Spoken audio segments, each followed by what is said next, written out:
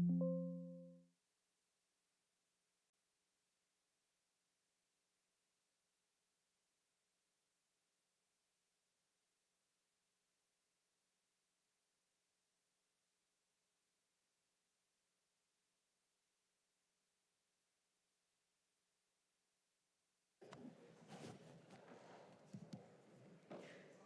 good evening.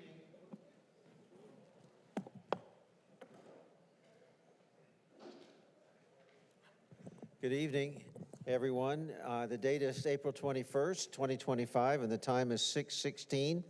I hereby call to order the workshop of the City Council of the City of Groveland, Florida. Jenny, could you take the roll, please? Mayor Keith Kehoe. Here.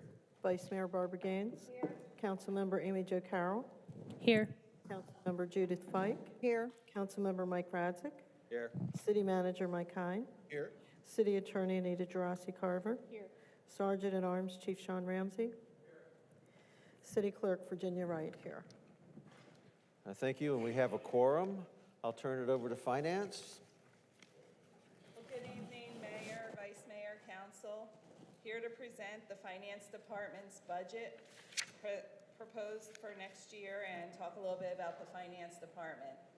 So, Finance Department's mission, I'm adding two words to this. The Finance Department is committed to providing timely, accurate, clear, and complete information and charming support to other city departments, elected officials, citizens, and the community at large while maintaining a high level of compliance with all pertinent federal, state, and local regulations and rules. The Finance Department is responsible for the management of all financial affairs for the city, including accounts payable, accounting, budget development and monitoring, debt management, financial reporting, regulatory reporting, fixed asset management, cash management, investments, revenue collections, utility billing and collections, now purchasing. We provide payroll support and management of the external auditors and preparation of the annual audited financial statements for both the city and the CRA. And we do have to have independent financial statements for the CRA. So we are governed by the city charter, codes of ordinances, resolutions, Florida statutes, rules of the Auditor General, which include the annual financial audit, Governmental Accounting Standards Board, which is acronym is GASB, federal grant requirements, state grant requirements, debt assurances, and citywide policies and procedures.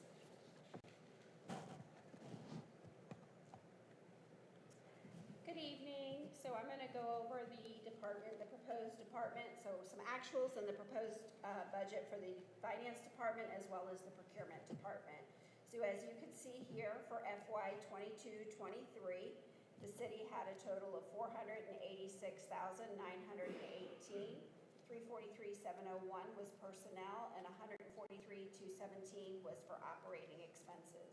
In 23-24, we had a total of $600,579, with the breakdown of personnel at $470,583 and operating expenses of $129,996. So for the current year, our budget for personnel is $576,400,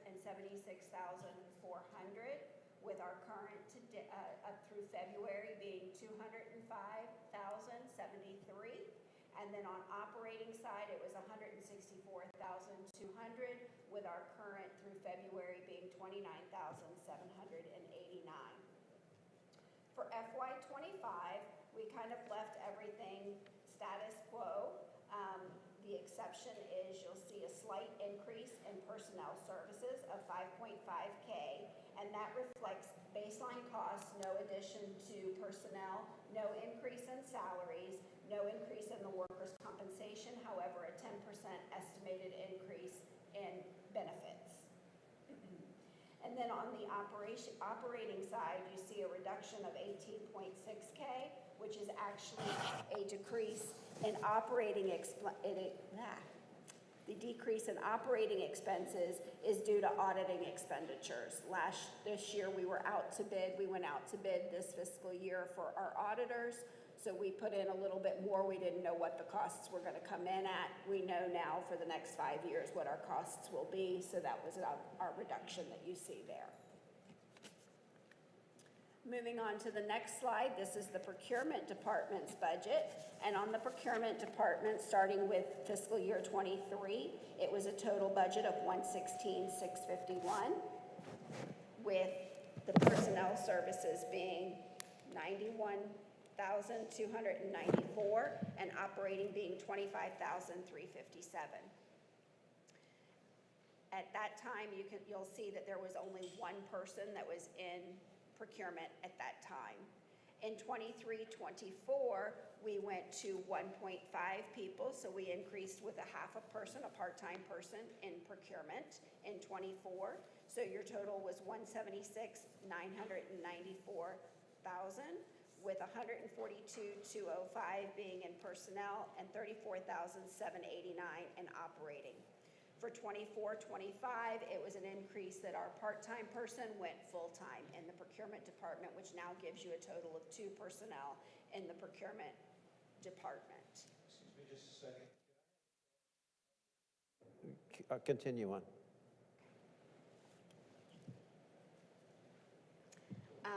So it'll show you that personnel services budgeted for FY25 are $162,900.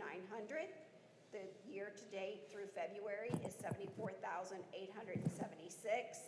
Operating expenses are budgeted at $31,000, and year-to-date is $19,700.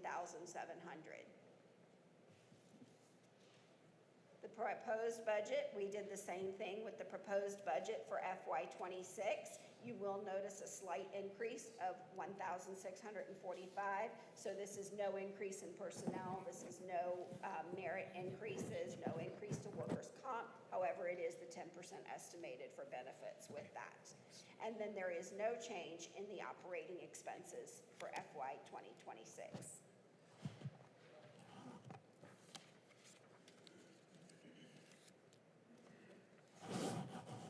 Okay, the next slide here, we're going to show the total finance department organization chart. And this has a total of 16 and a half FTEs. 7 of them are related directly to utility billing, and 9 and a half are related to finance.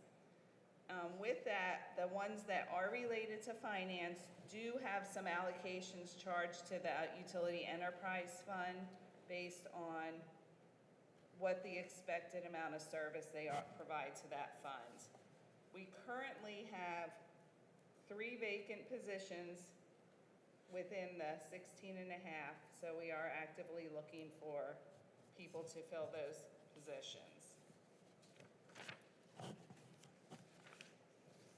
So some of the areas that we're responsible for, a little bit information on is, first one is accounts payable. We follow the Florida Prompt Payment Act, which gives us 45 days to make payments to vendors unless it's under construction. We run vendor payments and check runs bi-weekly. We do use the third-party processor to print and mail the checks. We send positive pay files to the bank to prevent fraud, and we do verify that stuff daily. We manage the procurement card process, and we do 1099 reporting for IRS. So some of the things as part of our review of both P cards and vendor payments, we review the payments to make sure it's legal. Was it authorized? Is it budgeted? Does it serve a valid public purpose?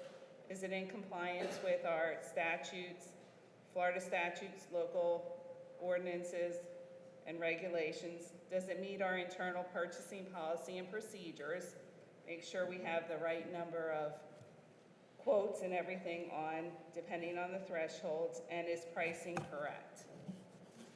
And we also handle the accounts receivable. This is where we send daily deposits to the bank for any funds coming into the city. We review the permitting, utility billing, parks and rec, and bank ACH incoming payments. We look at the daily bank activity because a lot of the funds come in electronically from both the state and other entities that Duke, Seco, some other entities have direct deposits in. We have various interlocal agreements that we either bill and collect funds for, from Mascot for the utilities, the SROs we collect from Lake County Schools, Lake County for the South Lake Regional Park, and we verify everything's posted and make sure everything's recorded properly in the financial system. Another area of responsibility is budget. So as we're going through all these workshops, we're doing the preparation and development for each department. We follow the trim timetable and trim forms, which are issued by the state and have a set format where we have to do in the process for setting the millage rate. Part of the budget function is monitoring the fiscal sustainability and recommend adjustments. We provide monthly financial reports to the mayor and council as part of the weekly activity report. We distribute regular financial reports to department heads. We monitor budget amendments and transfers as needed. And we serve as a liaison with the finance department and other departments. Now, one thing we do apply for each year is the Distinguished Budget Presentation Award, which is through the Government Finance Officers Association, and they evaluate us on how the budget serves as a policy document, financial plan, and communications device for the community. And as part of the capital plan document within the budget, we ensure that that is tied to our strategic plan.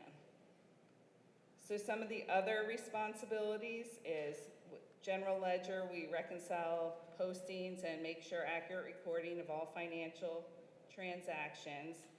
We perform bank reconciliations and manage cash flows for the city.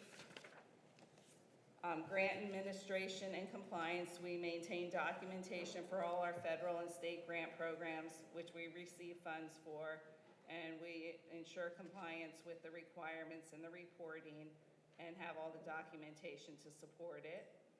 Capital assets, we monitor and track the capital assets, including acquisitions, disposals, and we record depreciation annually. We manage the city's debt, making sure all the payments are made on time, including are involved in the bond issuance and repayments. State and federal reporting, we prepare and submit required financial reports to state and federal agencies. We make sure we have effective internal controls. We coordinate and oversee the annual external audit, and there's a separate audit for the CRA, and then a single audit is required for when we receive grants from either the state or federal agencies in excess of $750,000.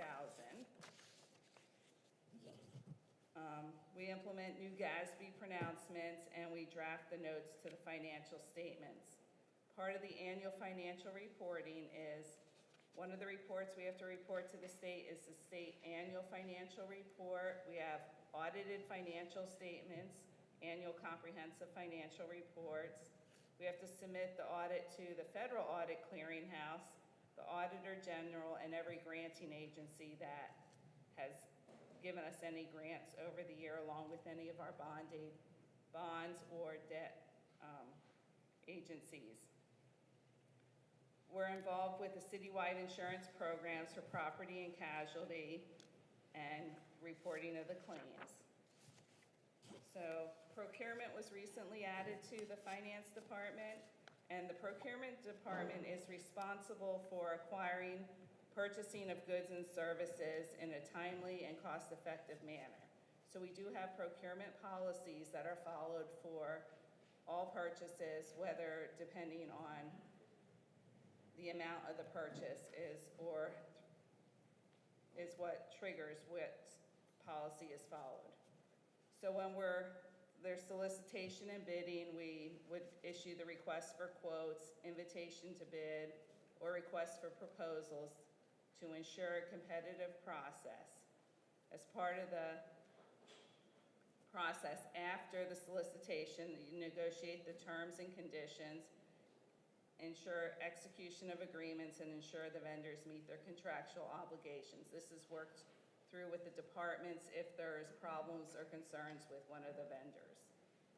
We ensure all procurement activities follow the laws, regulations, policies, and ethical standards, maintaining accurate records throughout the procurement lifestyle, and identify any risks associated with suppliers and pricing and contract performance. Then the other big area is utility billing, and this will be incorporated more when we go over the utility funds, because this is 100% funded through the Utility Enterprise Fund. But utility billing provides customer support to our customers, citizens in person, by phone, with email. We handle billing inquiries, service requests, and account issues.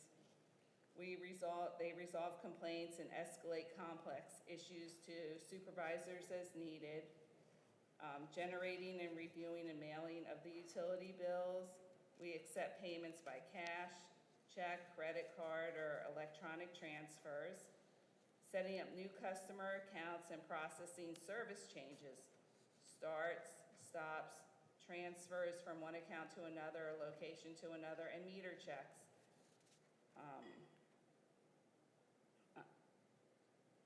And then capital project accounting is another area. We assist with tracking the expenditures for capital improvement projects within the utility department. And there's quite a few of those going on right now with all the SRF funds and grants we have for big, larger capital projects. And then with that, with the grants, we monitor the compliance with those grants.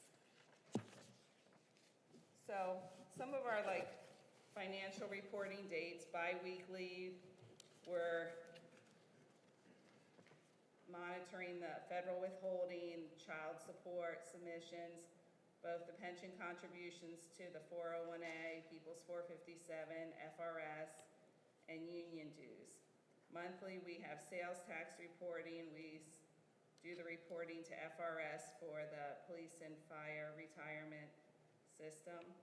Lake County, we do impact fee reports and remittance, and monthly we pay utility and sanitation bills.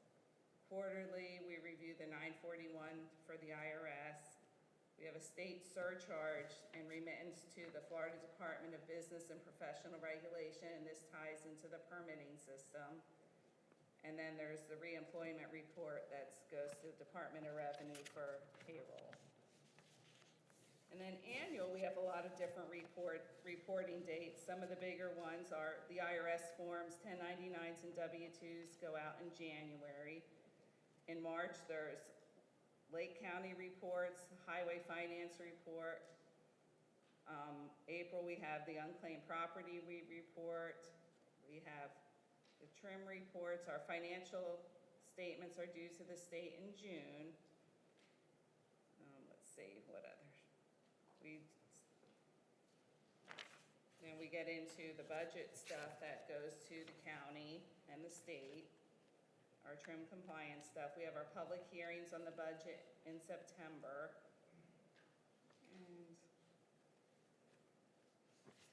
And that's the main stuff on the financial reporting dates.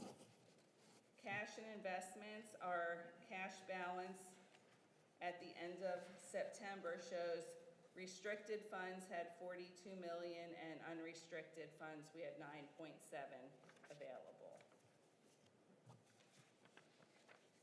Further, can you just explain the difference between the restricted and non-restricted? So restricted funds are when they are restricted to, they can't just be spent on anything. We have our impact fees, those are restricted by, they have to be tied to growth and they have to be a capital project. Another restricted fund is the utilities fund. Those funds have to be used for utilities. We can't take the utilities funds that come in and go buy a fire truck. We have to keep it within the utilities. That's the rate payers that pay those. Building permit funds are restricted to enforcing the building code. They can't just be used for anything. They have to be used for the enforcement of the building code. I'm trying to think what other funds off the top of my head. Is the sales tax restricted? The discretionary fund it can be used for anything. Except for labor? It can only be used for capital, but it can be used for, you can use it for utilities or for general fund purpose items, but it has to have a useful life of 5 years, and I think and it can't be used for software. So if it has to have a useful life of 5 years, why can't we use it for labor? I'm kidding, I'm kidding, I'm kidding. Okay. And that is all set in state statutes. Okay.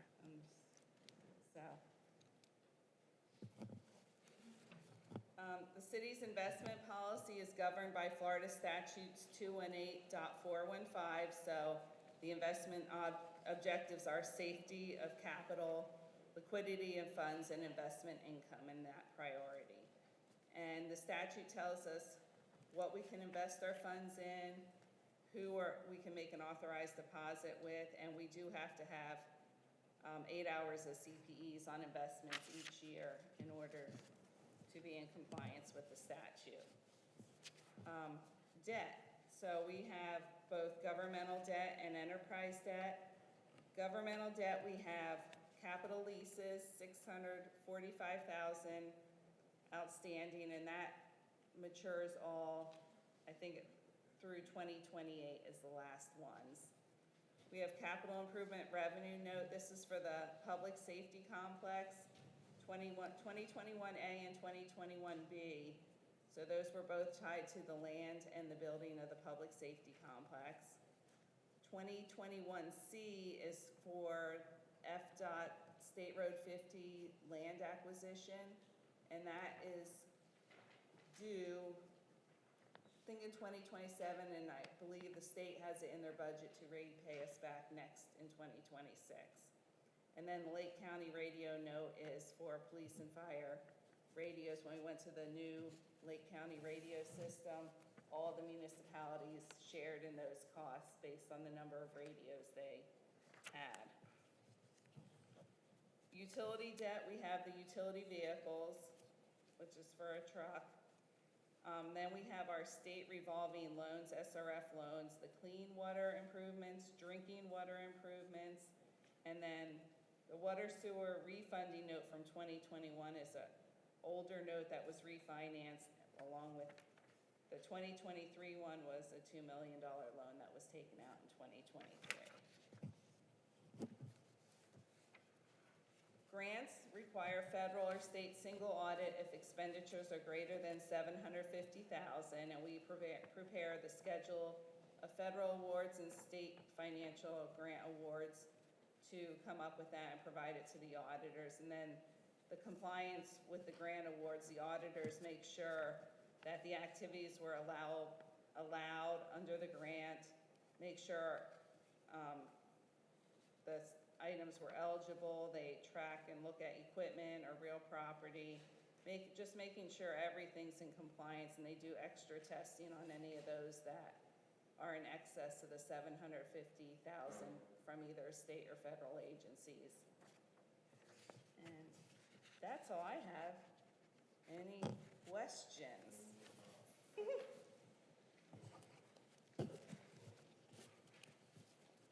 Carry on. That it? Yep, that's it. Oh. Okay, we'll start, Ms. Fike.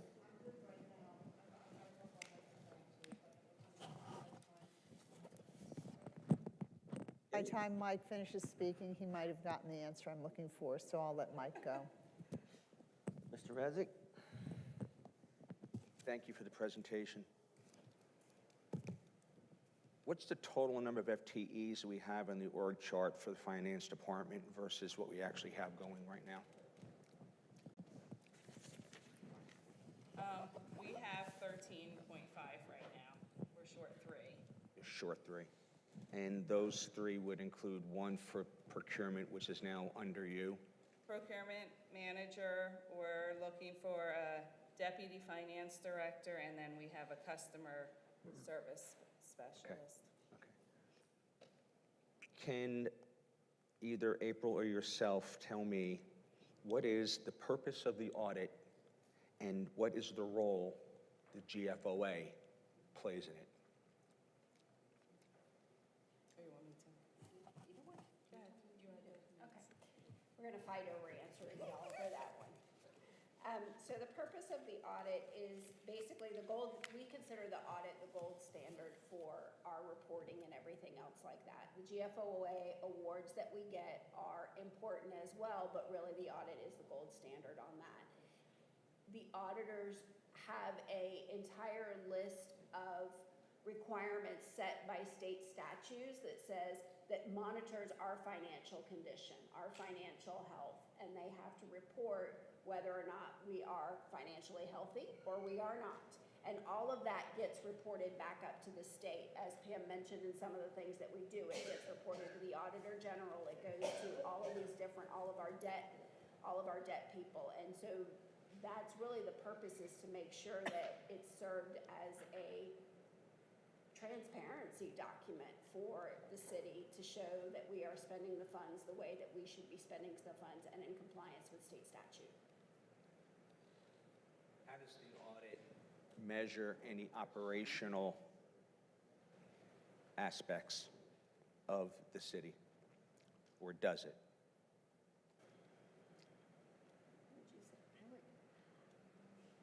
I don't know that the audit necessarily measures the operational. I mean, it shows that we're in compliance with what we do with our budgeting, but I think our budget book, which would tie back to the GFOA award, serves more as a operational guide for the city and for the department heads. Okay.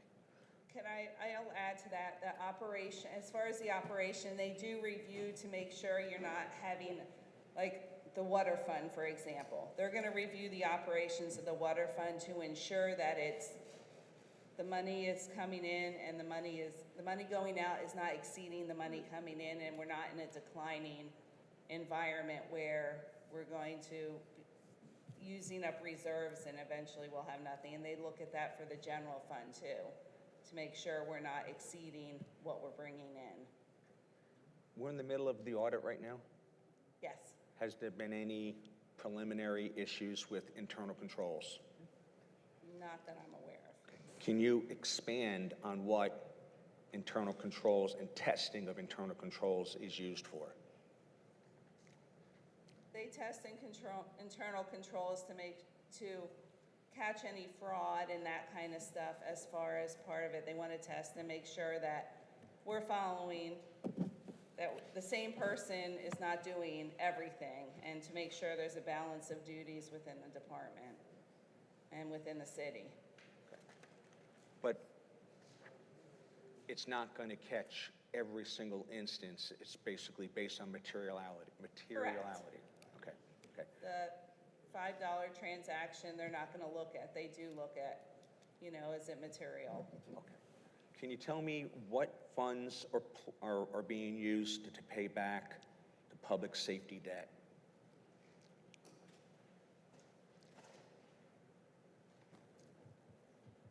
It's coming from, I think, the discretionary surtax fund. So police and fire impact fees aren't being used for that? It's coming off of,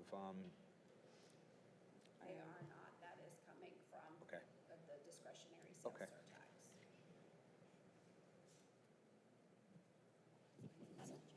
that's all. Thank you. Ms. Carroll?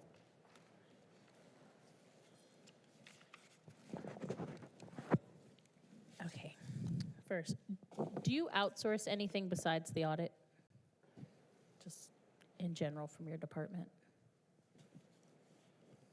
We have consultants that assist us with various.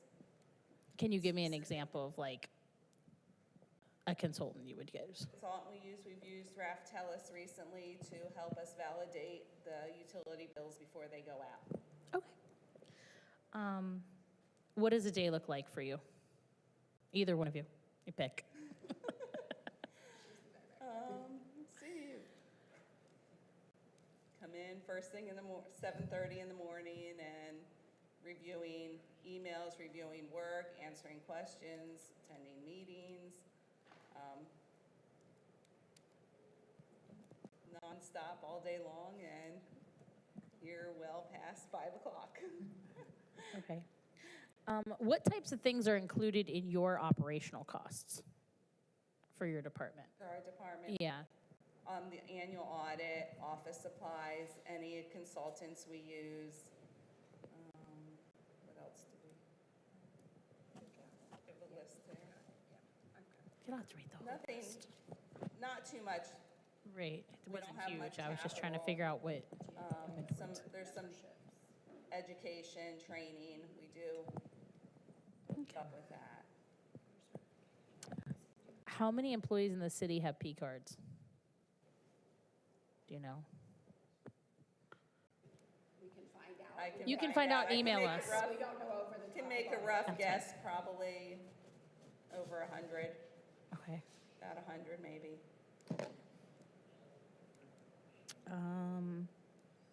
From procurement. Can we go to slide 5, please? I think that's the right one. I could be wrong.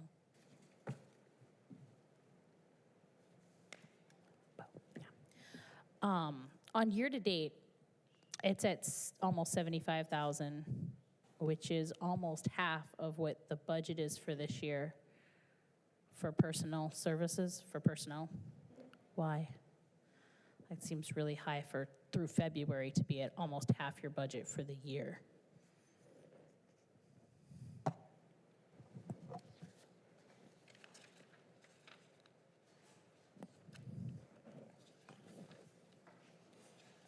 We'd have to look That's fine. You can send us an email later. with you.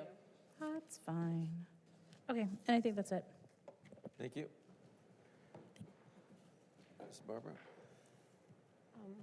What is the difference between an IFB and an ITB?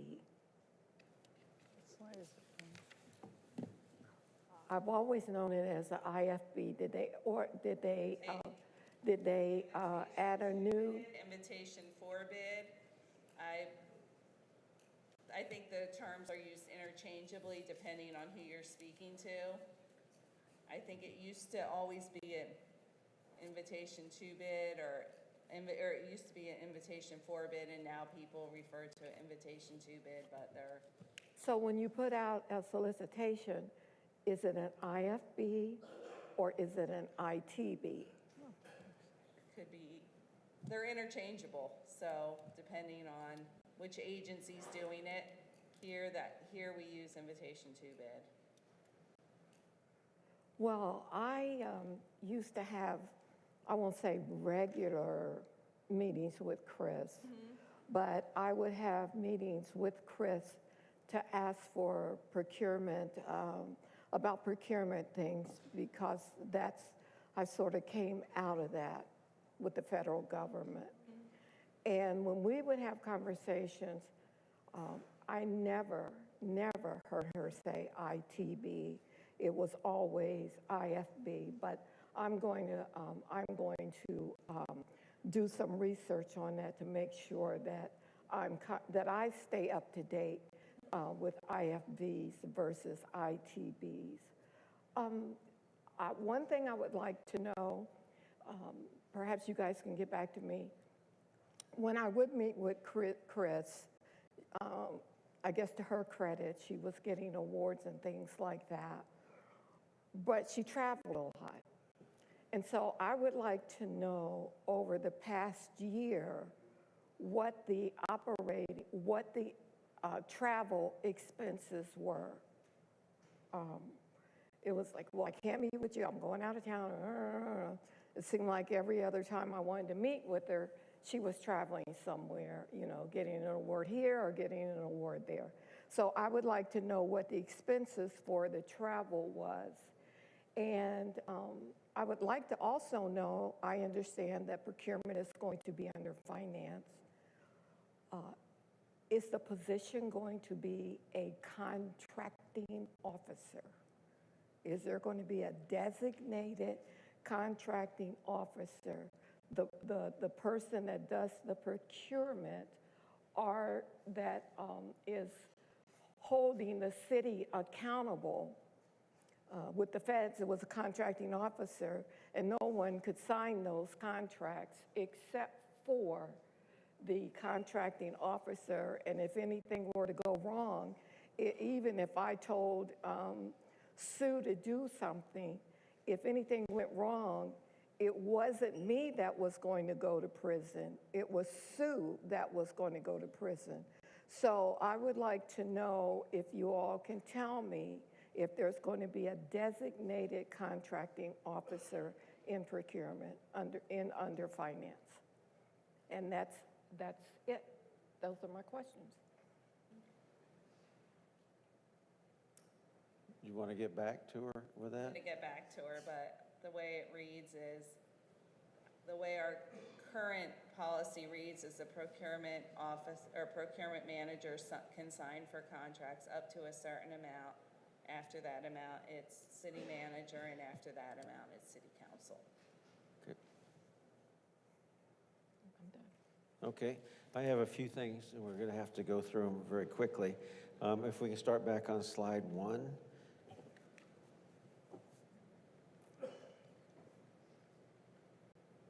On your mission, and you can get back with me on this, but it says that we supply committed, timely, accurate, clear, complete information. I'm suggesting that is financial information of the city, right? And can we put in there maybe that not only do we let the city at large know what's going on a consistent basis, but also the city council may want to be in there, that you keep us up to date as well. Just a suggestion. Utility billing, I won't get slide 4, if we can go to slide 4. It would be very helpful, and I'm a broken record here, Mr. Hine, on having the actuals from the previous year through the first 5 or 4 months to compare.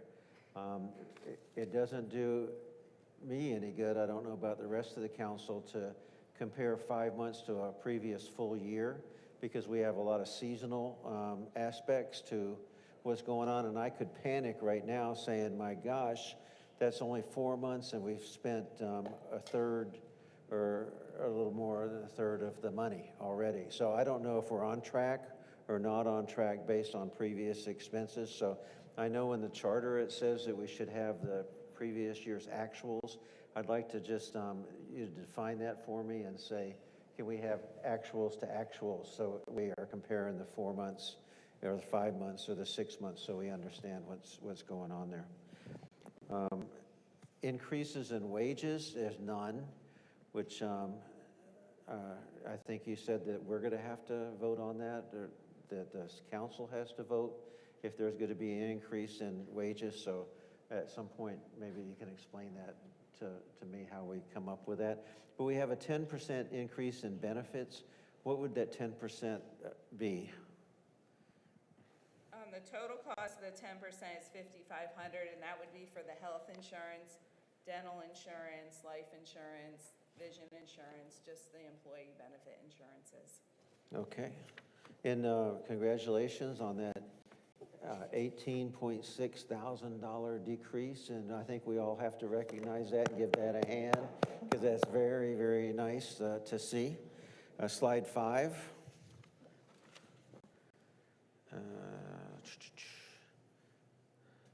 Forget it, slide 6.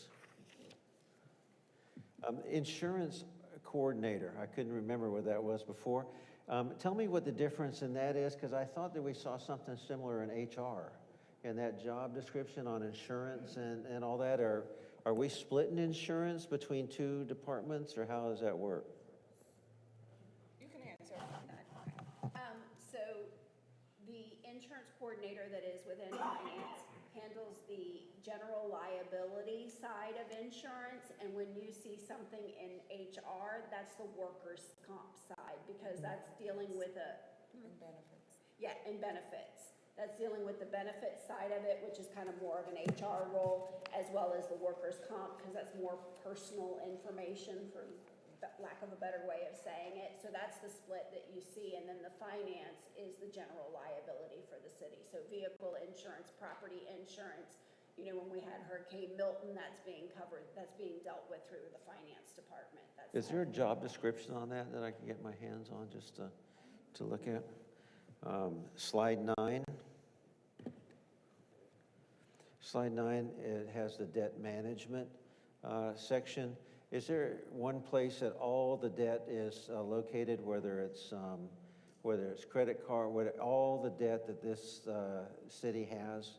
Is there one specific portfolio that I can go to and see what those all those debts are under one in one place? So in our annual financial statements, we have a note on all the debt where it has a description on it and then has little charts on all the debt and how much it is. So that's a document that's produced annually, and then we do have various spreadsheets on everything. Okay, but I might want to look at debt throughout the year, like when we're maybe building a $9 million building, what that debt is, what that payment schedule is going to be. So maybe we can look at that a little differently to have more than just the annual. Then I'll go to slide 11.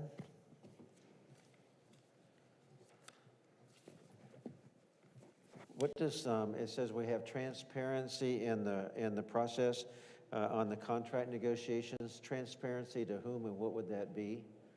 Or you want to get back with me on that because you're just taking this department over, right? So maybe you can get back to me on that so we don't take up everybody's time. Slide 13, annual physical inventory. We talked about this earlier. Physical inventory is great, but I understand we don't assign a value to it. Is that right? Did I hear it right? We don't have a value assigned to the physical inventory per year? We have the value of the asset and the depreciation, so the net value of all of them, and as of fiscal last audit, the total net value less assets less depreciation was $105 million. 105 million. And so am I right to say that right now we think that the government as a whole doesn't, I don't want to say finance, but doesn't reserve for depreciation? So if I have a fire truck that's depreciating at $100,000 a year, we don't have a way to put that into a separate fund, or is there a way to put that in a fund and fund depreciation so we're not continually going into debt? We do not budget for depreciation. If that's something the council would like to budget to put funds into, say, a capital replacement fund, we could set up another fund for capital replacement items, say fire trucks or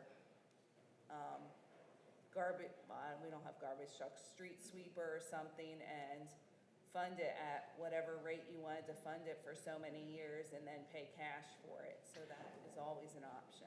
Okay, I'm going to stop because you've given me some answers already earlier. But one thing that I want to understand, at the auditors come in right now to do last year's budget to close out. We really closed the year out in October at the end of September, right? So we're 5 months into the next year. But do you all do a close and then it's audited by the auditors? Do you do a year-end close that we have access to and then it's available to the auditors? Or we're a little bit 6 months, 7 months, it's hard to react to any specific issues that we may see in that spreadsheet? Or do we just have to wait till June? I guess I'm asking, do you all do the close and then they audit it, or do they do the close? We do the close on our books, and then we provide them a trial balance, and that's what they use to develop their audit from. And so that close is available to the council, right? To take a look at how we ended up the year? A close, we can run budget to actual reports as of September. That would show all the transactions, yes. Perfect. Outstanding job. Thank you. Thank you so much. Any other questions? Well, that question you just asked was one of mine, and I knew Mike would ask one question. I have only one quick question on slide 11, since they've done a great job asking my questions. Under risk management, bottom bullet on there, identify and mitigate risks associated with suppliers, pricing volatility, and contract performance. Have we ever identified any of those? Okay, this is new to me, the last Sorry. couple months, the procurement side of stuff. But I'm sure, like, during COVID, that was a big key time where there was a lot of pricing Volatility, changes yeah. constantly. I mean, everything that you were doing, every time you turned around, the contractors were sending information for rate increases on any of the products that they were selling you. So I would So that's been, to assume that that was done during that time. but now we're not running into those issues. It's pretty much mitigated now. I haven't, Mike's like, okay. it's hit or miss. All right. Certain things, I think, now the big talk is with tariffs. Oh, okay, all right. We're hearing from suppliers on ordering stuff is, well, if the tariffs, when they go in, we're going to have a price change. Okay. Thank you, I appreciate it. Thank you, and again, great presentation. Thank you so much, and with that, we'll close the workshop. Thank you. We'll open the public meeting in 5 minutes.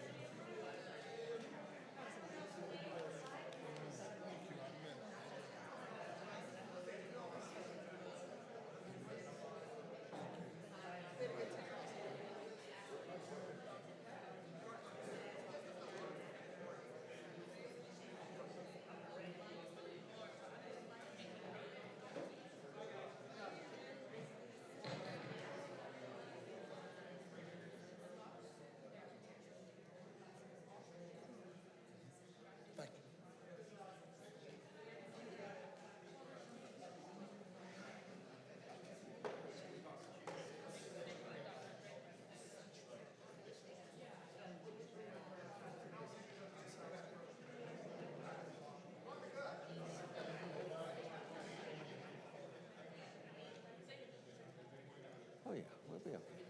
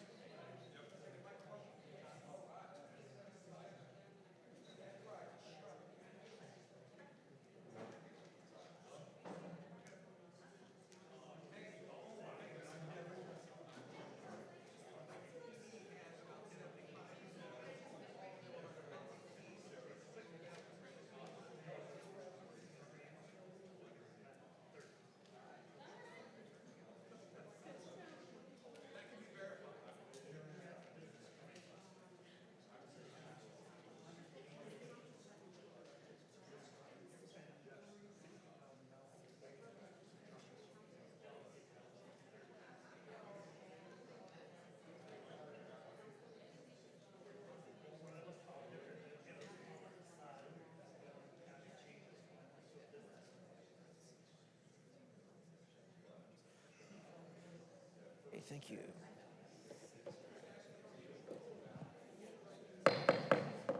Okay, the date, good evening, everybody, and the date is April 21st, 2025, and the time is 7:10, and I hereby call to order the meeting of the City Council of Groveland, Florida. I'm going to deviate a little bit tonight on the thing. Usually we have the pledge right now, but I'm going to ask Pastor Tony McCoy to come up and lead us in prayer first, and then we'll have the pledge after.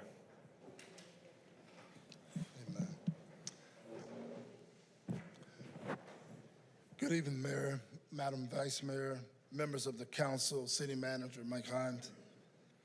As always, it is truly an honor to stand before you. As all of us know, that yesterday was Resurrection Sunday, and at Hope International Church, we spoke about being more than conquerors. We learned that being more than a conqueror means to accept the work that Christ has already done for us on our behalf while remaining focused on the work that still remains, the daily problems and tough decisions that must be made.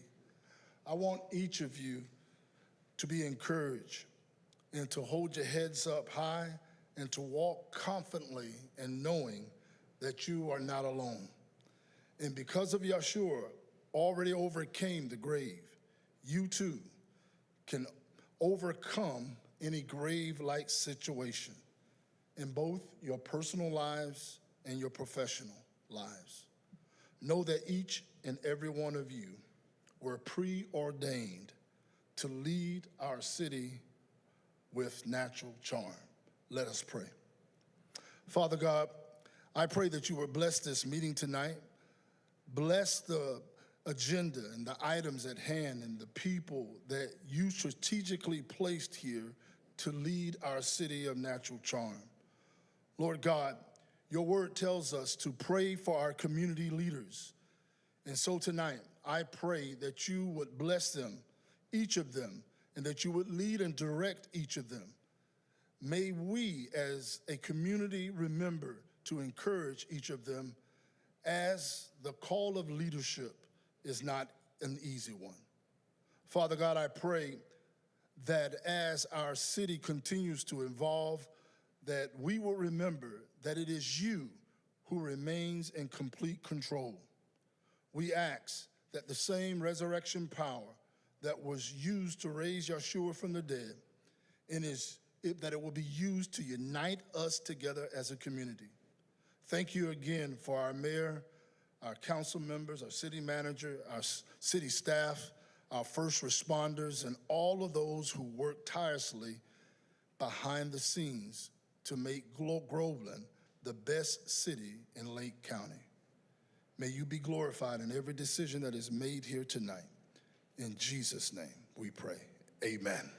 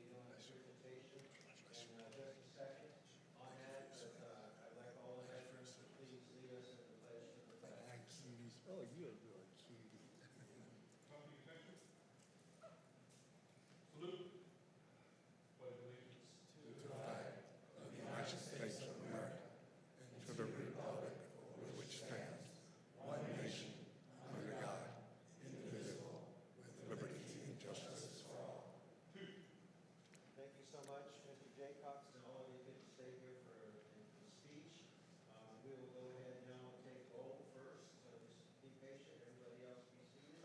And we'll get into the agenda. And against the presentation. Mayor Keith Kehoe. Say Mayor present. Keith Kehoe.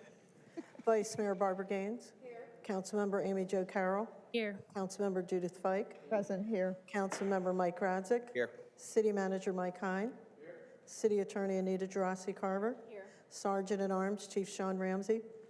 City Clerk Virginia Wright here. Thank you very much. We have a quorum.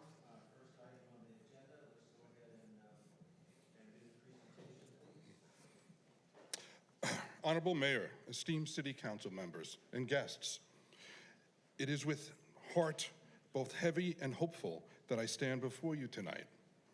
Humble by your gracious invitation, I am Michael J. Cox, the Vice Commander of the Trilogy of Orlando Veterans Association, TOVA as we call it, a brotherhood bound by reverence to those who served and sacrificed. Tonight, I speak not just for myself, but for the 10 World War I veteran heroes, long forgotten, resting quietly in the Oak Tree Union-colored cemetery.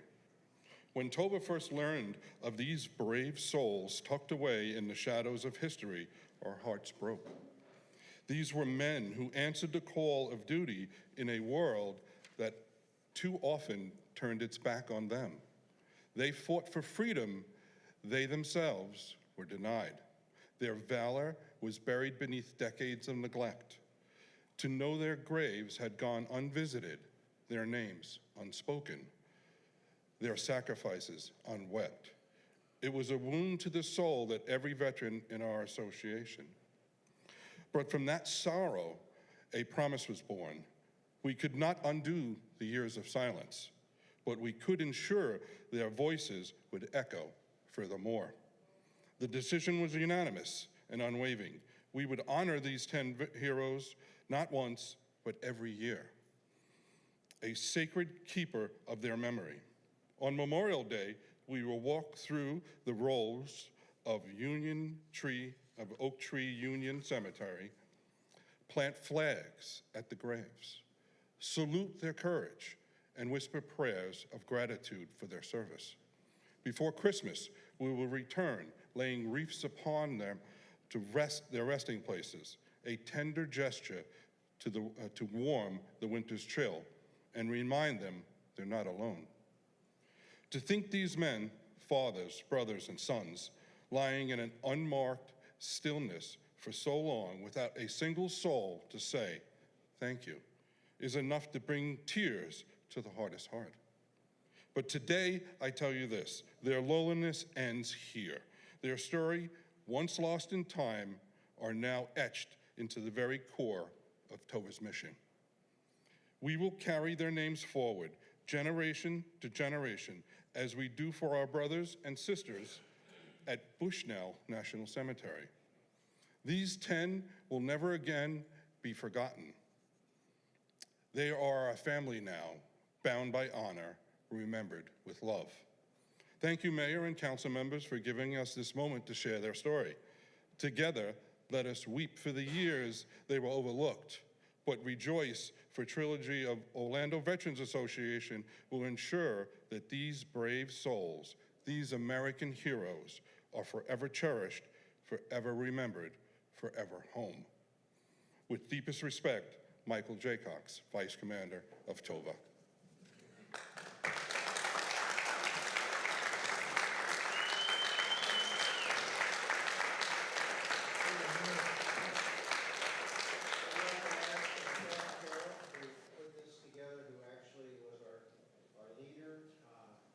This to please come forward, and we're going to take a picture in just a second.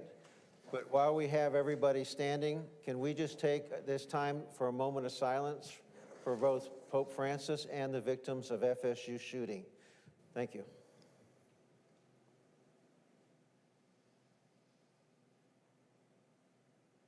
Thank you. Can we go out and take pictures with the veterans?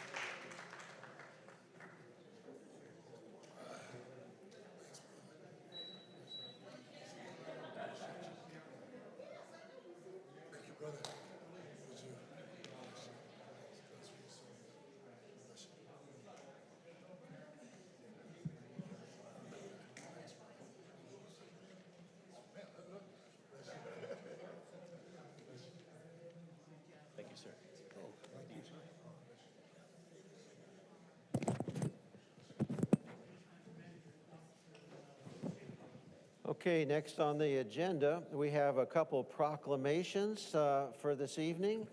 And the first proclamation will be, let me just say before we get started, on your agenda, there's a proclamation for Child Abuse Month.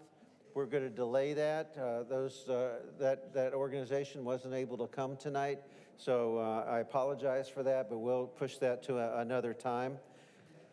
Council Member Fike, will you please read the proclamation for Water Conservation Month? I'd be happy to. Is there anybody that's accepting this, or we're just making the proclamation? We're just making the proclamation? Okay, thank you. So proclamation, Water Conservation Month, April 2025. Whereas water is a basic and essential need of every living creature, and whereas the state of Florida, water management districts, and city of Groveland are working together to increase awareness about the importance of water conservation, and whereas the city of Groveland and the state of Florida has designated April, typically a dry month where water demands are most acute, Florida's Water Conservation Month, to educate citizens about how they can help save Florida's precious water resources, and whereas the city of Groveland encourages and supports water conservation through various educational programs and special events, and whereas every business, industry, school, and citizen can make a difference by helping save water and thus promoting a healthy economy and community. And now, therefore, on behalf of Keith Keogh, Mayor of the City of Groveland, I hereby proclaim the month of April 2025 Water Conservation Month, calling upon each citizen and business to help protect our precious resource by practicing water-saving measures and becoming more aware of the need to save water.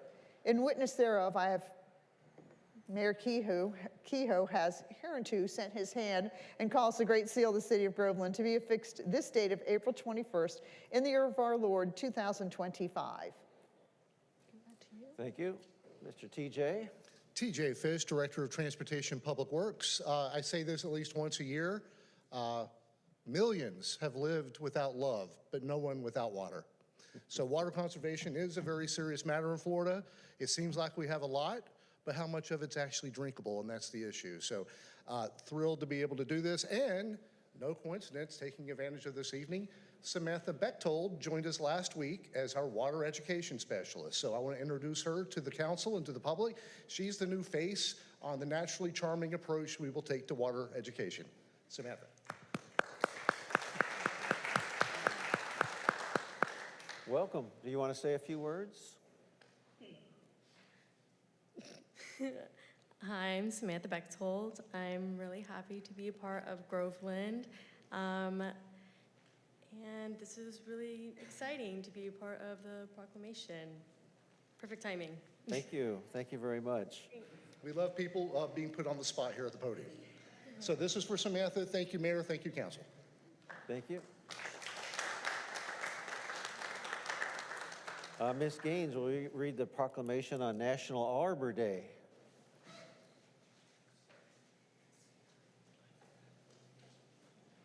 Whereas in 1872, J. Sterling Morton proposed to the Nebraska Board of Agriculture that a special day be set aside for the planting of trees. And whereas his holiday, called Arbor Day, was first observed with the planting of more than 1 million trees in Nebraska. And whereas Arbor Day is now observed throughout the nation and the world, and whereas trees can reduce the erosion of our precious topsoil by wind and water, cut heating and cooling costs, moderate the temperature, clean the air, produce life-giving oxygen, and provide habitat for wildlife. And whereas trees are a renewable resource, giving us paper, wood for our homes, fuel for our fires, and countless other wood products. And whereas trees are a renewable resource, whereas trees in our city increase property values, enhance the economic vitality of business areas, and beautify our community. And whereas trees, wherever they are planted, are a source of joy and spiritual renewal. Now, therefore, be it resolved that Mayor Keith Keogh, the city of Groveland in the state of Florida, on behalf of the city of Groveland, do hereby proclaim April 25th, 2025 as National Arbor Day in the city of Groveland and urge all citizens to celebrate Arbor Day and support efforts to protect our trees and woodlands. Further, we urge all citizens to plant trees to gladden the heart and promote the well-being of present and future generations. In witness thereof, Mayor Keith Keogh has set his hand and caused the Great Seal of the City of Groveland to be affixed this 21st day of April in the year of our Lord, 2025.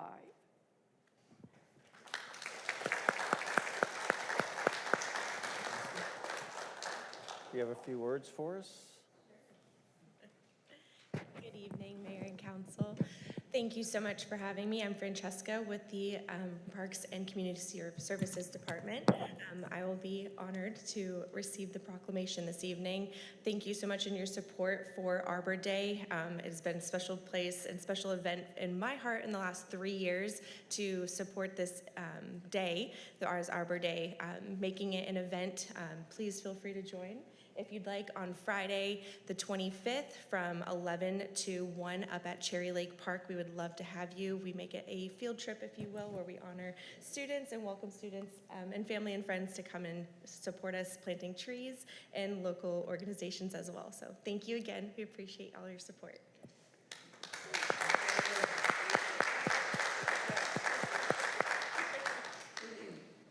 Thank you.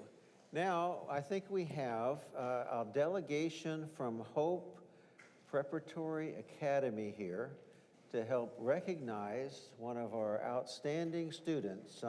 Who is going to get up and give us the whole... Here we go. All right.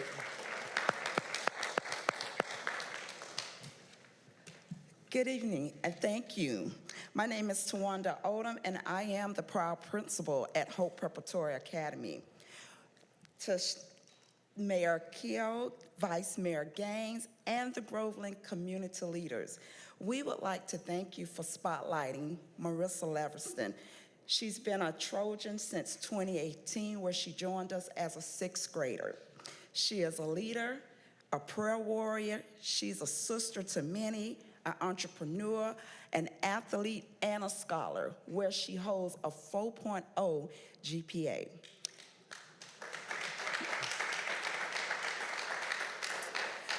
Marissa has been offered 87 college offers and 35 scholarship offers.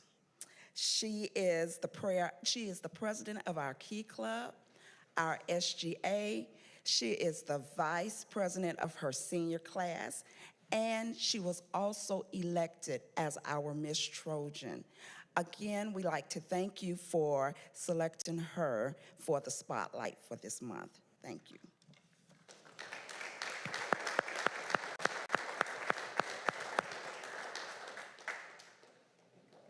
Thank you.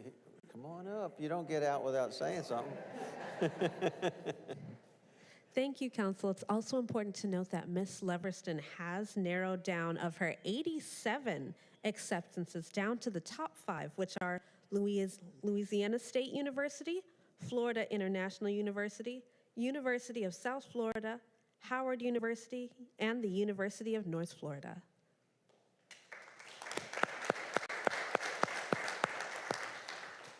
Thank you, everyone. Good evening, Mayor. Good evening, Council. Thank you guys so much for selecting me to be spotlighted. This really means a lot. I would like to thank Ms. Odom. I would like to thank Pastor Tony, my grandparents, everybody who helped contribute to me making it this far. It wouldn't be possible without HPA. They not only benefited me academically, but spiritually, and so I thank them for that. And thank you guys for having me once again. Thank you.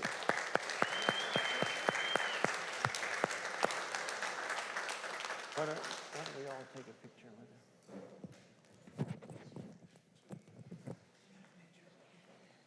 her?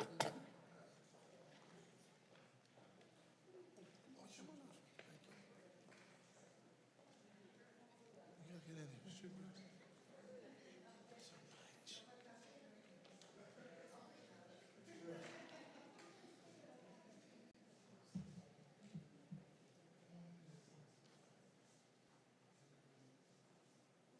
let's have everyone come together. On the count of three, 1, 2, and 3. We're going to do one more. On the count of 3. This way. Okay, on the count of 3. 1, 2, and 3. Thank you.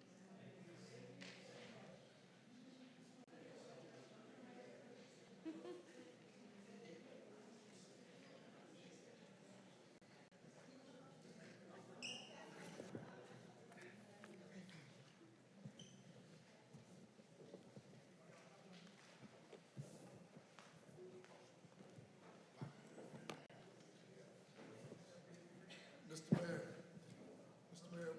this is her grandfather here too.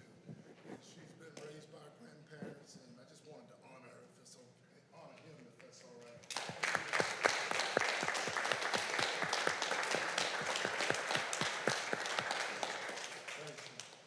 Outstanding. Thank you so much. All right, moving on to the consent agenda. Jenny, will you please read the consent agenda into the record? Yes. Consideration of approval, April 7th, 2025, City Council Workshop Minutes, April 7th, 2025, City Council Meeting Minutes, Resolution 2025-16, appointing representatives to the Lake Sumter Metropolitan Planning Organization's Technical Advisory Committee and Community Advisory Committee. Thank you. Does anybody want that removed from the agenda? Seeing none, any of the public want that item to be removed? Okay, seeing none, can I have a motion to accept the consent agenda? A motion to accept the consent agenda. We have a motion. A second. And a second. Jenny, will you please take the roll? Councilmember Carroll, how do you vote? Aye. Councilmember, Vice Mayor Gaines? Aye. Councilmember Fike? Aye. Councilmember Radzik? Aye. Mayor Kehoe? Aye. Moving on to new business. Item Agenda 1, Council Direction, Neighborhood Huddle Meetings. Yes, Mr. Mayor, members of the council, good evening. This item is on the agenda to provide further clarification, direction, and a consensus and expectations about how to proceed with the neighborhood huddles. I believe in your packet there was some minutes. I know there's also been pretty extensive review of the actual audio recordings from the evening when I believe the new council was first sworn in. We have completed 4 or 5. There's another one scheduled this week. So it's just an opportunity for the mayor and council to talk about protocols, expectations, and direction so staff can appropriately respond. Thank you. Do I have a motion? We have nothing to motion on. Let's have a motion to discuss this, please. A motion to discuss. Okay, second? I'll second it. And I have a second. All right, Ms. Carroll, do you want to start the discussion? I have a couple questions about neighborhood huddles. Do we know what the cost of these has been? Yeah, Mr. Mayor, members of the council, Councilwoman Carroll, no, we have not taken a separate accounting in regard to especially time and effort along with maybe certain equipment rentals. So no, we do not, but that's something I imagine if we move forward, you may ask us to do. So I guess we don't have staff hours for that either then? No, okay. Do we have any way to judge what impact that has had on the communities that we've had it to our constituents? Mayor, members of the council, Councilwoman Carroll, staff has not developed any metrics or administered any surveys to gauge efficacy. Okay.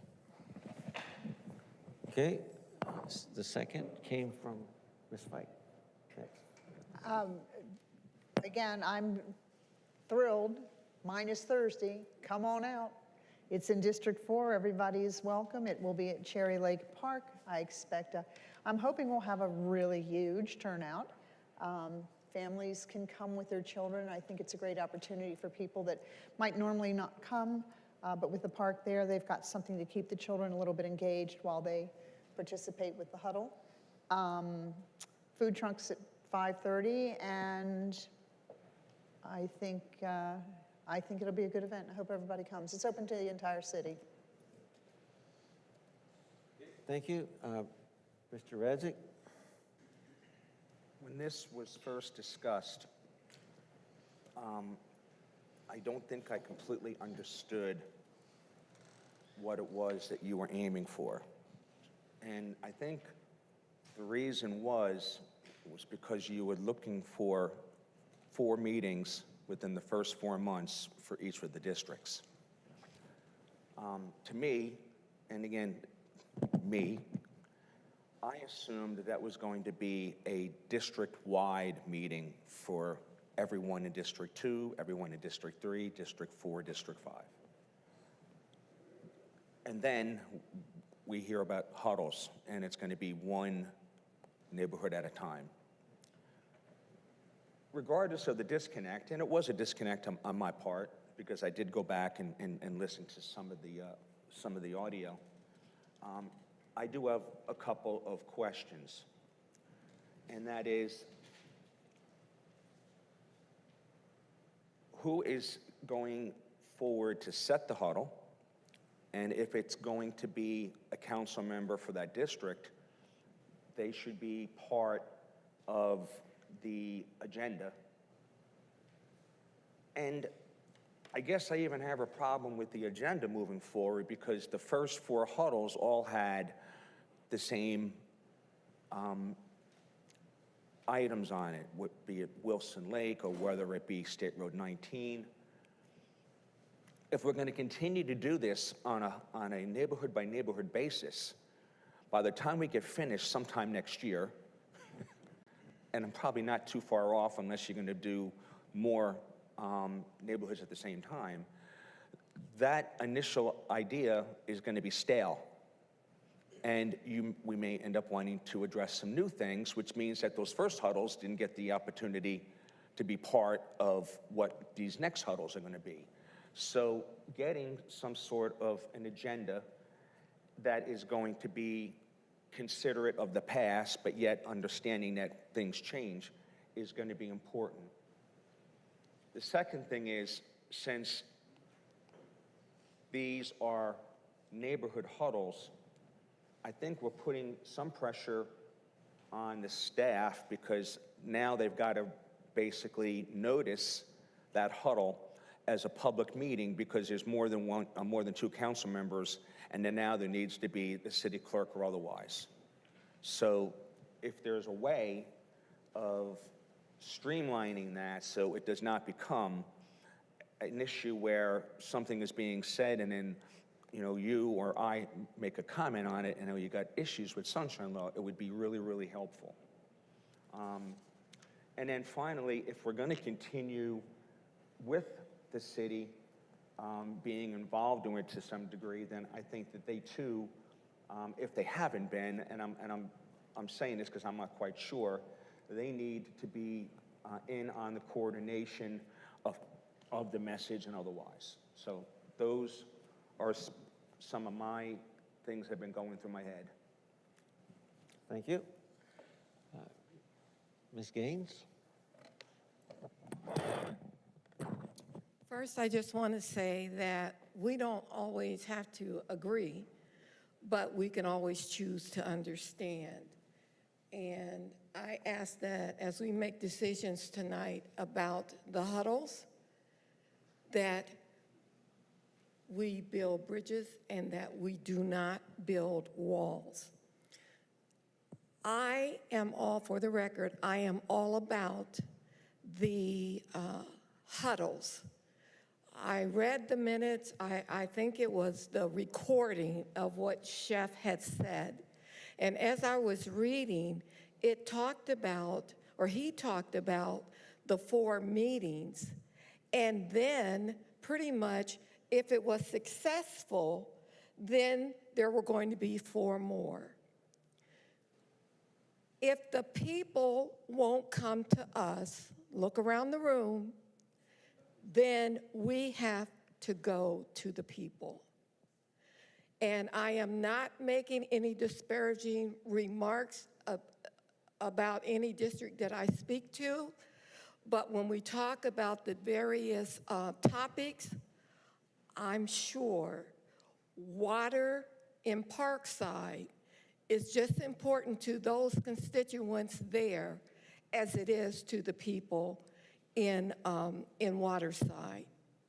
Maybe on a different level, but the higher cost of paying for water is still the higher cost for paying for water. And so if we are going to take care of our constituents citywide, and they won't come to us, then we need to come to them. How many of the council members have ever had any kind of a community meeting with the folks in Parkside? Now, I'm not asking for a show of hands, but we have got to build trust in the communities. It's not just Waterside. It's not just Cherry Lake. It's not just Trilogy. We have to get to those people that, for whatever reason, don't trust us. And those are my thoughts about the community huddle. I think we should be so aware that the agenda might change.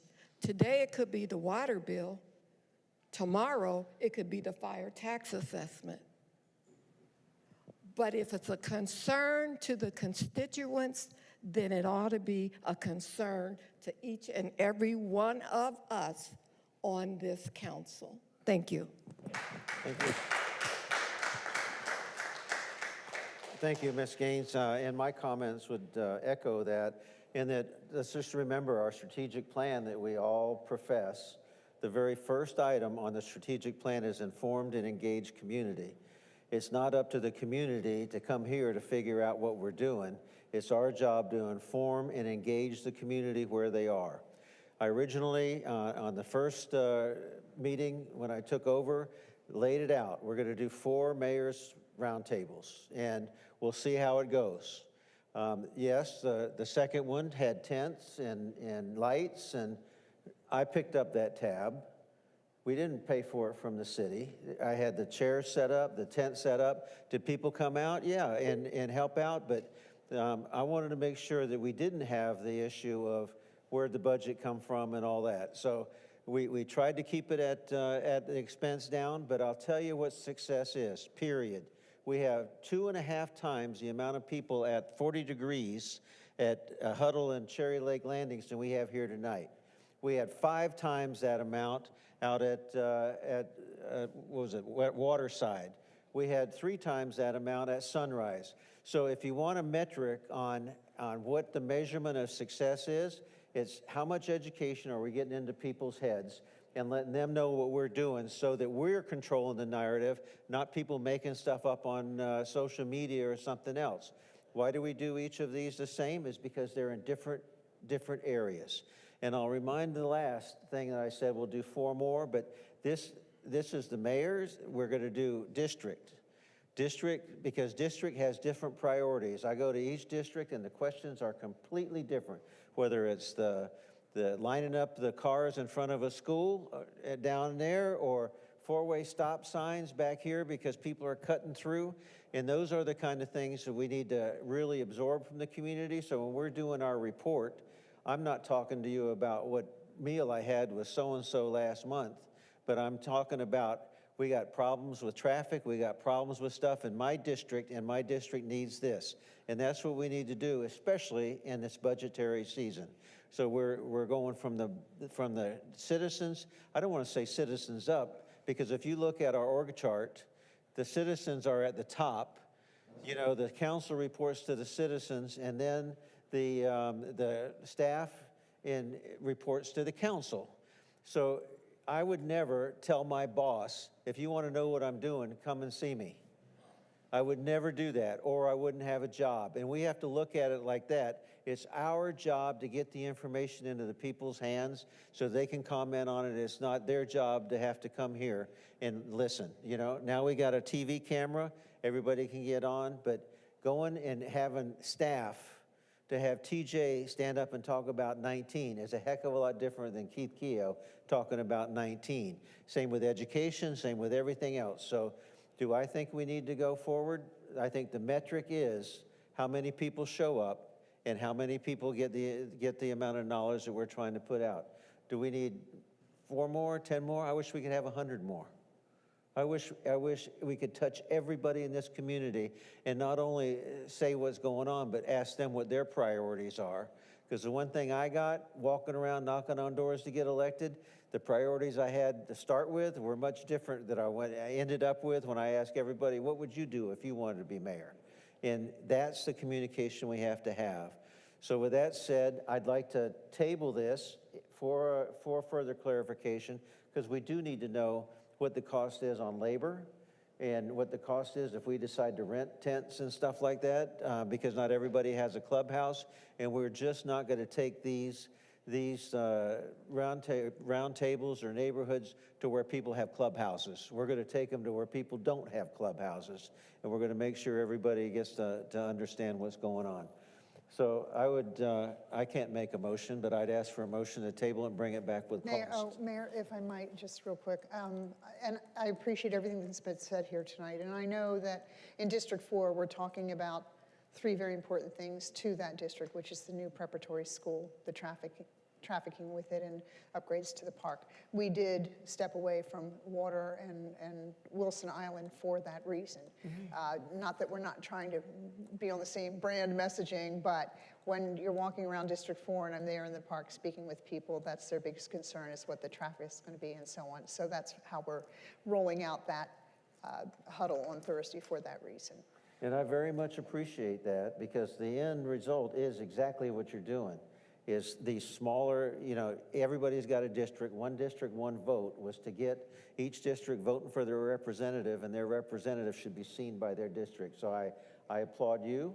Mr. Radzik did a smaller one with Trinity Lakes, I believe, but we have to touch them, you know, everybody.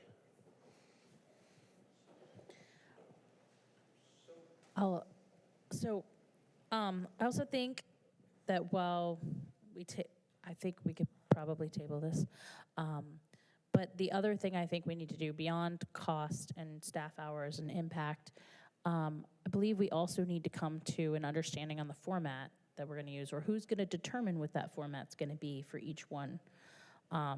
Because I don't like the standing up in front of people and talking at them format. I don't like that. I think it's not as engaging as it should be. So I think we should, everybody should kind of have a little bit of a say in that. So that's the other concern I have. So did you have a comment?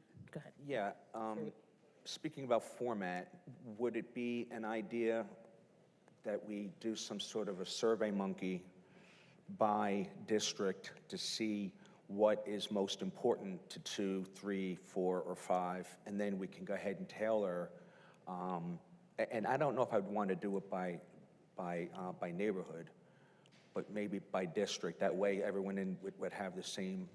Yeah, I think you're on to something there, and I don't know that Survey Monkey is the way we want to go, because there's some other ways that Mr. Hine has been looking into on how to do surveys, because Survey Monkeys are only for the ones that have the phones and stuff, and not everybody gets on there.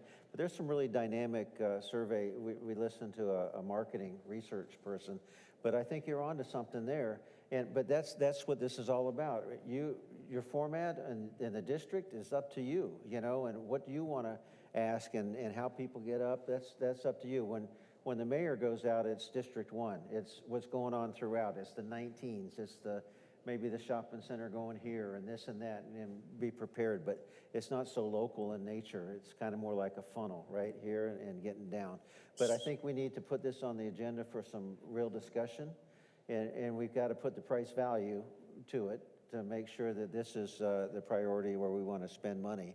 But So Mayor, the reason that I brought that up was one of the questions that was asked of me was, as a District 2 representative, what are the 3 things that are important to you?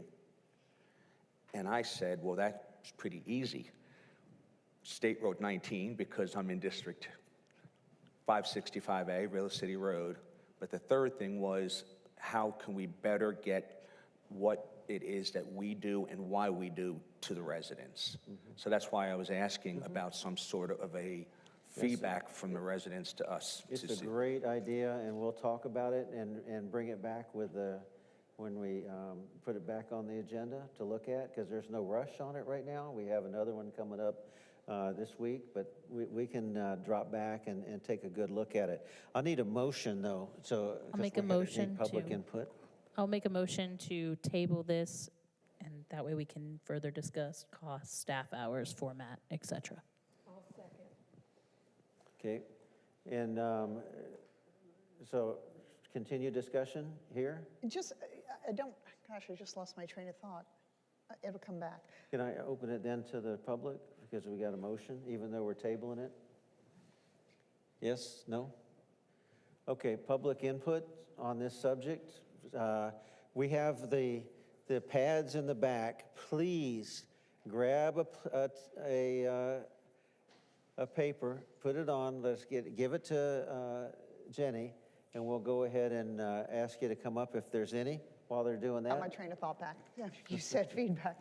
So I know that when you all have been doing the huddles, so you have them fill out a form similar to this, or they submit questions in advance, correct? Okay. So we're going to have just an overview. Cherry Lake Prep is putting together some packets, information about the school. Inserted in that packet are going to be 2 documents. One is the question form. So, and we'll have folks that'll gather them and bring them up, and if it's something that needs to be answered at a later date, we can do that if it's off topic, so to speak. We're also adding a form that asks them for their questions, suggestions, concerns, something like that.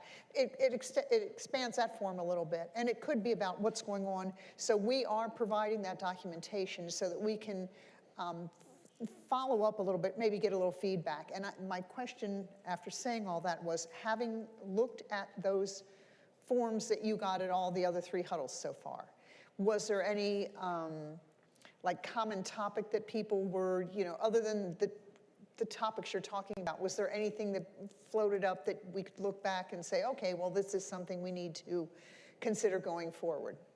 More clarification on education, more clarification on the different things that we talked about than some new idea. A lot of talk about 19 when, a lot of talk about bypass when, that kind of thing. But what's really great about those forums is you can call them. Right. And ask them, and I get much more information on the phone than even at a meeting. People, when they're in front of you, sometimes get intimidated on the phone. They'll, right. What the heck are you thinking, Mayor? I mean, Well, that's again why we're going to have the 2 forms, one for hopefully address that night, and then anything that might be ongoing that we need to address. So, all right, well, good, and we'll get some good feedback from that as well, I'm sure.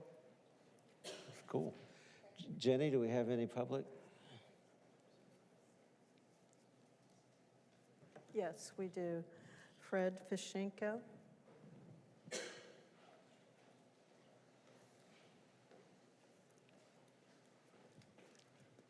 Hello, and thank you for letting me speak on this issue.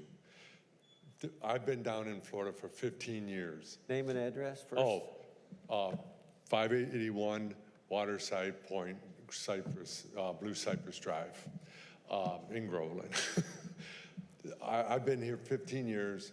I try to stay, active in the community, and I've really never had a one-on-one with a political official until that huddle as a group. As the vice mayor, it was her group. I was first time I met her. The mayor, I heard a lot about him. I got to meet him. I got to meet Mr. Fisher. I got to meet the manager. And I tell you what, Waterside normally has maybe 8, 10 people at a HOA meeting. That place was packed. We had people there that didn't even know what subdivision they were in. We had people that had water issues, not on costs, but on water pressure and stuff. And I believe it's Fish was able to come and tell the guy, you know, this is what you need to call. So it wasn't just 19, it wasn't just the island, but I do know there was 2 people from our subdivision that joined the group to go up. I mean, it was very inspiring, and I was very, how can I say, very impressed with the way the meeting went. And I'll tell you what, when we left and I talked to neighbors afterwards, everybody was happy. The whole water bill issue was second on the list anymore. And it was number 1 that started it, but there was more questions about different things than just those 2. After the presentations were made, the floor was open, and it was a free-for-all. And it was answered, and I just can't say you cannot stop that. And it would even be better if you could maybe expand it to even more time. Because I do like the idea that people can come, you know, they don't come, but you guys can come to us and ask us, and you can get more input and make this more of a community again. That's all I gotta say. Thank you. Thank you. That it? All right, having no more discussion, discussion's closed. Jenny, could you please take the vote? Yes. Councilmember Carroll, how do you vote? Aye. Vice Mayor Gaines? Aye. Councilmember Fike? Aye. Councilmember Radzik? Aye. Mayor Kehoe? Aye.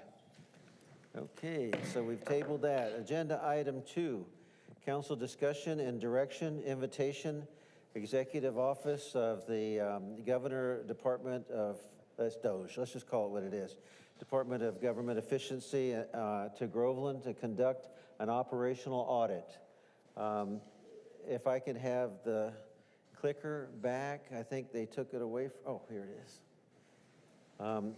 To give you some background while it's coming up, when I first saw DOGE with the chainsaws and everything else, I was very disturbed at that picture. But having been now in office for 6 months, I understand that there's a lot of different ideas on how the city should be run, the city government should run, whether it's in finances or anything else. There's no one answer, but there is an operational audit available to us through the governor's office. I called our representatives, our state senator and our House of Representatives, Mr. Yokowski. They assisted, and they gave me clear direction on the fact that this DOGE from the state is a way for us to get an operational audit in here, and they can tell us what they think we should be doing, where we have our high points and where we have our opportunities. And then it's up to this group to say, yeah, we're going to do that, or no, we're not going to do that, and put that into phase. So I'm bringing this forth, and I put a lot of slides together on the mission is to achieve through promoting best practices, eliminating waste and redundancies, and ensuring public resources are used responsibly to provide high-quality service to our citizens. I want you to all, if you haven't read about it, Lake County has this operational audit coming in. They voted to bring it into the county level. We have 3 other cities right around us that are looking at doing the same thing. This could be a tremendous asset to have everybody on the same page within all the communities and our county in order to become more efficient. So that's item 1. The aim is to create a transparent, accountable, and innovative governance framework, optimizing service delivery, and supporting the long-term growth and well-being of Florida's communities. That's their area. Has it been tested? Well, they tested. Some of these case studies are available online after undergoing a state-led efficiency audit. And procurement process resulted in 15% reduction in annual spending in supplies, and that was in Tallahassee, where they tested some of these formulas out. Where in Orlando, $500,000. based on efficient systems for public buildings, based on an audit and recommendation of reducing energy. So you see, it's not just going in and seeing the books. It's every aspect of what we do, how we do contracts, how we do everything down the road. And these are experts that aren't, if I had the choice of getting an operational audit, it would be somebody like Deloitte that would come in. Not necessarily would that translate directly into government, because government has different languages, I'm learning, different things they call the same thing, whether it's a sinking fund or a reserve fund. Business, and they control things, but it's different language. So this would give us more of a streamlined effort to get to the bottom line on what we need to put our priorities towards. Waste management is another big area that has led to some pretty good savings for everybody. Now, just remember, because Mr. Hine and I have been talking about this, and now we've got some other people involved in the conversation. How crazy is it that you can go down a street in the morning and see one company's garbage trucks going this way and picking up tan garbage cans, and the other company's picking up green, totally different one coming this way, with these big trucks that are breaking up our roads? One, is there an opportunity with the state to come in to say, is there regionalization of things like waste management so we don't have some of these issues down the road? To us, it's common sense, but you know, it's not easy to get everybody on the same board. I just think of the fuel savings when they're one truck going up and down instead of one side of the street and the other. Public transportation and infrastructure are another area. An audit can lead to smart traffic management. We have great minds with TJ Fish and his department, but do we know what the next generation is, right? Are we getting out ahead of the curve instead of doing just what is available to us right now? Human resources and staffing. Big discussion just a minute ago. Are we relocating human resources? Should they be relocated? Improve training and development? Or do we have the right amount of people in the right area? Will they tell us how to do it? No, but they'll give us suggestions with backup on how other people do it and how it can be efficient. Technology integration. Not only having the best programs, but having them integrated so they talk to one another up and down the government ladder could be a great area. What we have to do as a city is give them 6 items, budget and spending reports at line item level of detail for each department. I was asked how long that is. It may be up to 6 years. For the past 6 years, to kind of look at the trends and look how things are going. Position descriptions and salaries or salary ranges for each employee, name and other, it speaks for itself. Names will be withheld, so we're not, targeting anybody, but the names and the positions won't. All contracts with total cost, deliverables, spending amounts, and whether the contract was awarded competitively or non-competitively. I think we do a good job with that. The wording is something that we can be helped with. All grants made to each recipient and subrecipients where applicable with descriptions and purposes. Number 5, service delivery metrics, so we can measure performance and for all departments. Hours worked by department and projects and tasks completed. Those are the 6 things we have to have to them. If we can't give them all 6, or we don't have one of them, we can put in not available and explain why, so they know when they come to help us. I'm putting this in front of this group for discussion.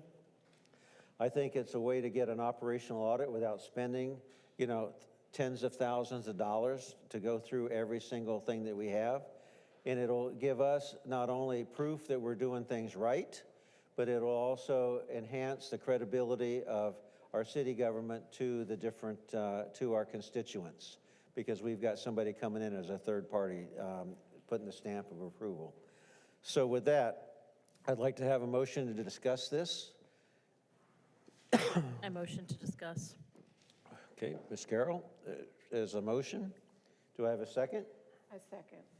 And I have a second. So, Ms. Carroll, you want to lead off the discussion?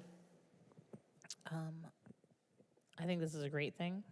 Operational audits can be expensive, and I don't think it hurts to know where there could potentially be waste. Thank you. Ms. Vice Mayor? I think that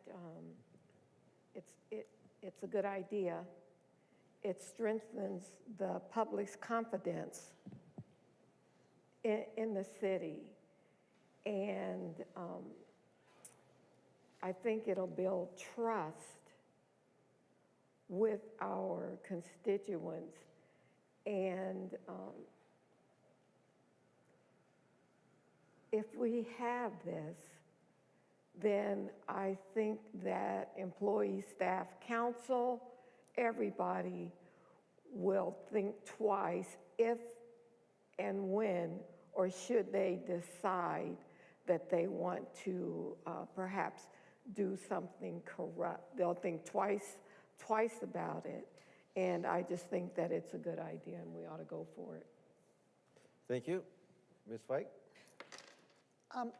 And Amy Jo, I agree with you that an operational audit can be expensive. My only question is, we're talking about they may go back and want 6 years worth of information and so on. So we are going to have a cost with this because we're going to have to take staff to work with that. It's not like they're going to come in. So it might be kind of a catch-22 of whether it was more expensive to do an operational audit or task somebody to do this. I guess also a question is, and I don't know who can answer this, to go back 6 years, how readily available, Mike, whoever can answer that, what kind of labor do we have involved in trying to obtain all of that information? I'm sorry that the finance department is left, that we could probably bounce that question off of them. I feel suddenly feel like the IRS is coming in to audit me and wants me to go back 7 years, and I'm scrambling to get them the information. But I'm not troubled by it.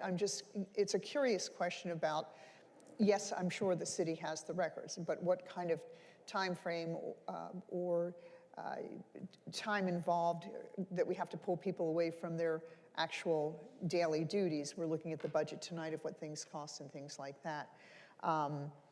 So I think that's kind of my biggest question. I don't want to call it a concern, but it has me scratching my head just on that, could go back 6 years. And truly an operational audit, I'm sure we're going to do this. It sounds like it's coming our way. Have we gotten any feedback from Lake County or anybody else that's been going through it about how tedious it was for them to pull the documentation together? Have we heard anything? Well, there's no full operational audit that's been done. We have until last Friday. They're giving us an extension to say who the point person is going to be. Okay. Then we have to the 30th to get that in. I'm going to have Mr. Hine answer the hours that it'll take to pull this together, but I would think we would have the spending audited reports for the past 6 years and descriptions of in our salaries and all that. I look at that stuff quite a bit. So again, if we can't get it, we can say not available right now, and we'll get it back. No matter what kind of operational audit we do with Deloitte or these guys, the same amount of information is going to have to be available. Right. So. And so if there's something that we can't get to them, and I'm looking at the dates that are on here, what's the extension after that? Or is it just kind of an ongoing extension that we'll have with them, or do we not know? No, I would hope we wouldn't have to extend anything. Okay, no, I understand. Common language, but we can get back to them and say, I wouldn't open-end it. The one thing that they have told me is this isn't everybody coming in at once. There'll be phases, right? So there'll be an HR phase. There'll be different phases as through the year, because they're going to do Lake County and some other places, and it'll be phased in, and it should be done by the end of this calendar year. That's their goal for everybody. That's their goal. Not just us, but everybody they're working with. For everybody. And so that's a lot of work. I mean, when you talk to Jason and the amount of work that has been put on the state, it's tremendous. But they did the pencil and said from how much in their tests did they save, it saves a lot more than it costs. And then we have, again, this whole credibility issue and things like that, so. Well, thank you, I appreciate it. Yes, ma'am. Mr. Radzik? So I agree that an operational audit can definitely fulfill a need. I am concerned that this is a brand-new program, and I am not always willing personally to go ahead and try out the very first new item that hits the shelf. I mean, true story, how long has solar power been out? Solar? About 15, 20 years? I just contracted for solar because I did a lot of research and I wasn't going to go ahead and buy straight off the bat. So there is some credence to waiting to see how the county works out, since it's a larger body, which would have different objectives from an efficiency type of an audit, versus the city of Groveland that is going to have a lot of different nuances, including the extent of the property that we have, ISBA difference. You know, that's going to be an issue. Now, I'm not saying that that's reasons not to do it as much as it's reasons maybe to wait to see. Will there be a scope that we're going to know about ahead of time? Is there going to be a methodology that was going to basically be shared with us? Is there going to be an opportunity for the city to look at the results as they come in? Will we be able to provide the fact that as part of our operations, we have changed over to a P&Z committee, we got a charter review committee, we got a fire assessment committee, and a couple of other ones, strategic plan, use of force. Will all those things be provided to Tallahassee or whoever's going to be doing so? What happens, and this has happened before in the past, what happens when they come back and they find out that we are 12 policemen short based on national standards of 2.4 FTEs? We are 12 cops short, which is over $2.3 or $4 million off the bat. What's going to happen? What type of folks? I'm all for it. I just want this to be out there. We're going to be put on the hot seat. Oh, wait a second. Dodge came back and they say we need 2.4 cops, another 12, $2.4 million. Where's that money going to come from? Where's the money going to come from if it's the fire department that's short-staffed? So, you know, I remember when I was mayor in 2011, there was this idea that the staff was overpaid. So we went out, we'll do a rate study. Guess what? The staff was underpaid. And because that was out there, we ended up having to give every single employee a raise, because now they found out that they were really, really below the 8 ball. So bottom line is, I'm for this, but I just want us all to understand that there are some questions that need to be asked, and maybe not jumping straight in at the end of this month, in addition to not knowing how much time it's going to take. Maybe it wouldn't be bad to wait and see how the first ones go, or if those questions can be asked before, you know, the second. That would be helpful as well. Okay, as stated here, to answer some of your questions, there'll be a single individual to whom we will provide access and authority to upload all materials, okay? The outcomes of this will be public information, won't be private information. I think your concerns are exactly the reason we need to be doing it. Here, we were underpaying our staff for years, and we found out, so we had to pay them what they're worth. I mean, we need to know if we're paying the people right.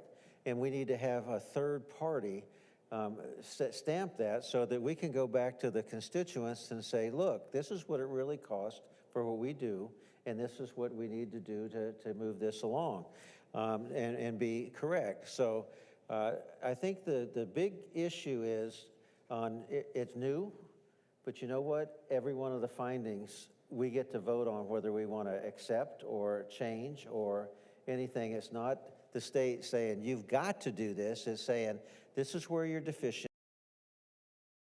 And for us not to take that as soon as we can, because we have issues, you know, that we're aware of, that we need, from contracts to you know, everything else, procurement, everything else, to really identify things that, for me to say I know, I don't know.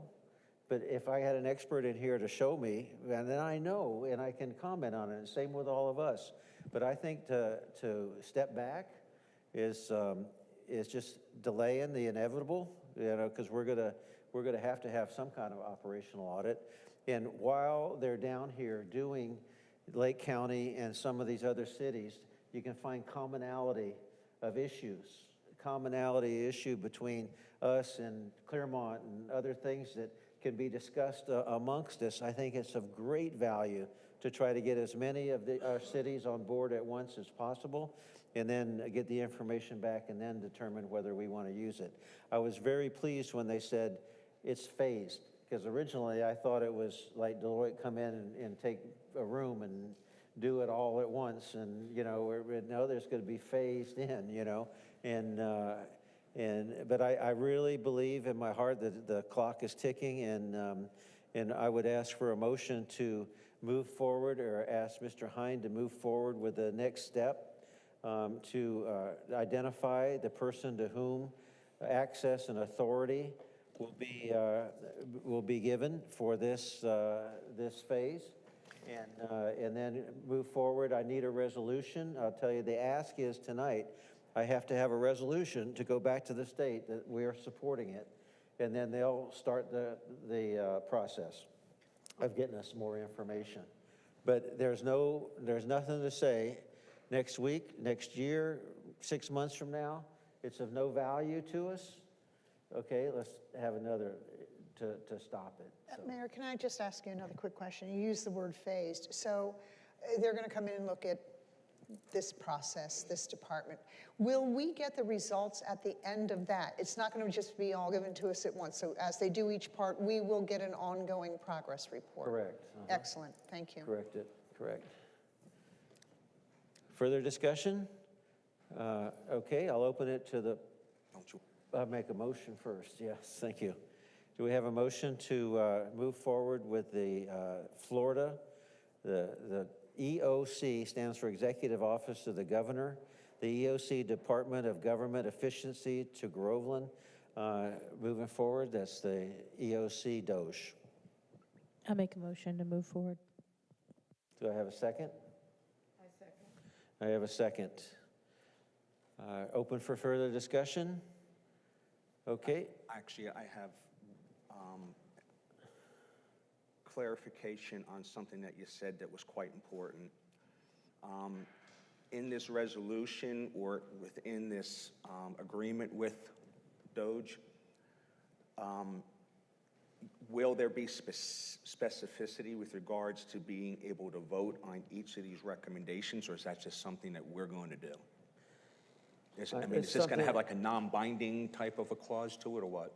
No, I don't know that I'd send that to them, because we might get kicked out altogether. I think what we do is make the resolution that we're going to act on these 6 that they ask for to move forward. Okay. And then we take that, and then if they come back to this person that needs more, then we act on it each step at a time rather than doing a blanket right off the bat. So when they come back with their report, for whatever department it is, we'll be able, again, to accept or reject their findings for HR. We need 3 more people in HR, or whatever. It's still home rule. They bring us the recommendations, and we have to act or say, hey, this isn't for us right now, or prioritize it. We know how well home rule is being assaulted right now, Mr. Mayor. It's been going that way for years. We just want to get under the wire. But I think we're going to get a ton of information from this person that's the point person. They're going to download with that person. Then they just want one person, because they can't have 15 people to go to and ask questions. They need one person that all the information can go through and be acted on. So, comfortable? Thank you. Okay. Seeing no further discussion up here, I'll open it to discussion from the audience. Do we have any? No discussion. Very good. All right, Jenny, can we take the vote? Yes. Councilmember Carroll, how do you vote? Aye. Vice Mayor Gaines? Councilmember Radzik? Aye. Councilmember Fike? Aye. Mayor Kehoe? Aye. So passed. Thank you. I think it's going to be exciting. Okay, that concludes our new business. I'll now open the floor for public comment. Yes. Nelson Martinez? Nelson Martinez, 4536 Empire Church Road, Groveland. Also own the property right here on Lake David, 338 West Orange Street. And I'm here to support the CRA Citizens Advisory Board. And I just wanted to bring up some points. An advisory board would bring a broad range of expertise to public decision-making. By gathering diverse perspectives, an advisory board would improve the quality of decisions made within our city. A citizen advisory board would foster a sense of ownership and participation in economic development, which would lead to greater support of city initiatives. With the expertise and diverse opinions within an advisory board, this would help in resolving economic development conflicts. By including citizens in the decision-making process, it would increase the transparency and build trust among participants. In my opinion, an advisory board would bring a voice to the small businesses in our community so that we may have a say in what will help us be successful. So I have some emails that I participated in with a city employee. I'm not going to say a name, but based on what we want to do at our property next door. So I say, my question to you is, if we make our property into a food truck park, can we use a shipping container as a bar, and can we have a large tiki hut, 40 by 30? It would be built by the Seminole Indian Tribe of Florida. And the answer to that was, unfortunately, you can't build shipping containers as buildings for the site. It has to meet one of our Florida vernacular architectural styles in our community development code. And I asked for a copy of the community development code for Florida architectural styles. So then my next reply was, so I looked at what you sent me, and if I'm understanding this correctly, the structure that I choose to put on my property needs to look like one of the examples depicted in the Florida vernacular.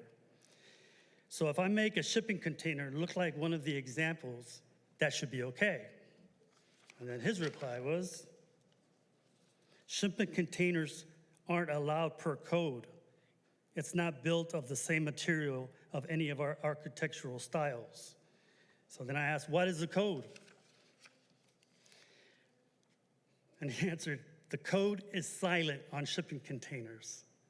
I was like, why is it silent? However, your property is located in the CRA, so you will be required to meet one of the architectural styles in our Florida vernacular requirements. So in a situation like this, I feel that if we had a citizens advisory board, that maybe this could be discussed and maybe we could come to some kind of agreement that would allow us to do what we want to do on our property. Another thing was, and I know that Mr. Maslow had touched on it a couple of weeks ago, was that the impact fees and permit fees are like astronomical. For that little property that I own, $79,186.40. So I have a copy for each of the commission, and I don't know if anything can be done with that, but I sure hope so. I know that I'm trying to do something for the citizens of Groveland to come and stay here in Groveland instead of going to Claremont in Orlando. We could have family fun here right on Lake David. That's all I have. Thank you. Mr. Hine, help me, Mr. Hine. Shouldn't he just apply for a variance?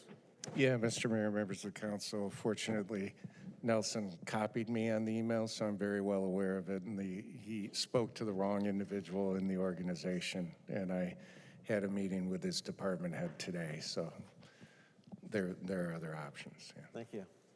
Thank you. Thank you. Next. Is that it? See, no more public comment. I'll go around to staff. Council reports first. Okay, council reports. We'll start with you, Ms. Fike. If they get my slides up, see, those are your slides. Oh my gosh. See how that works?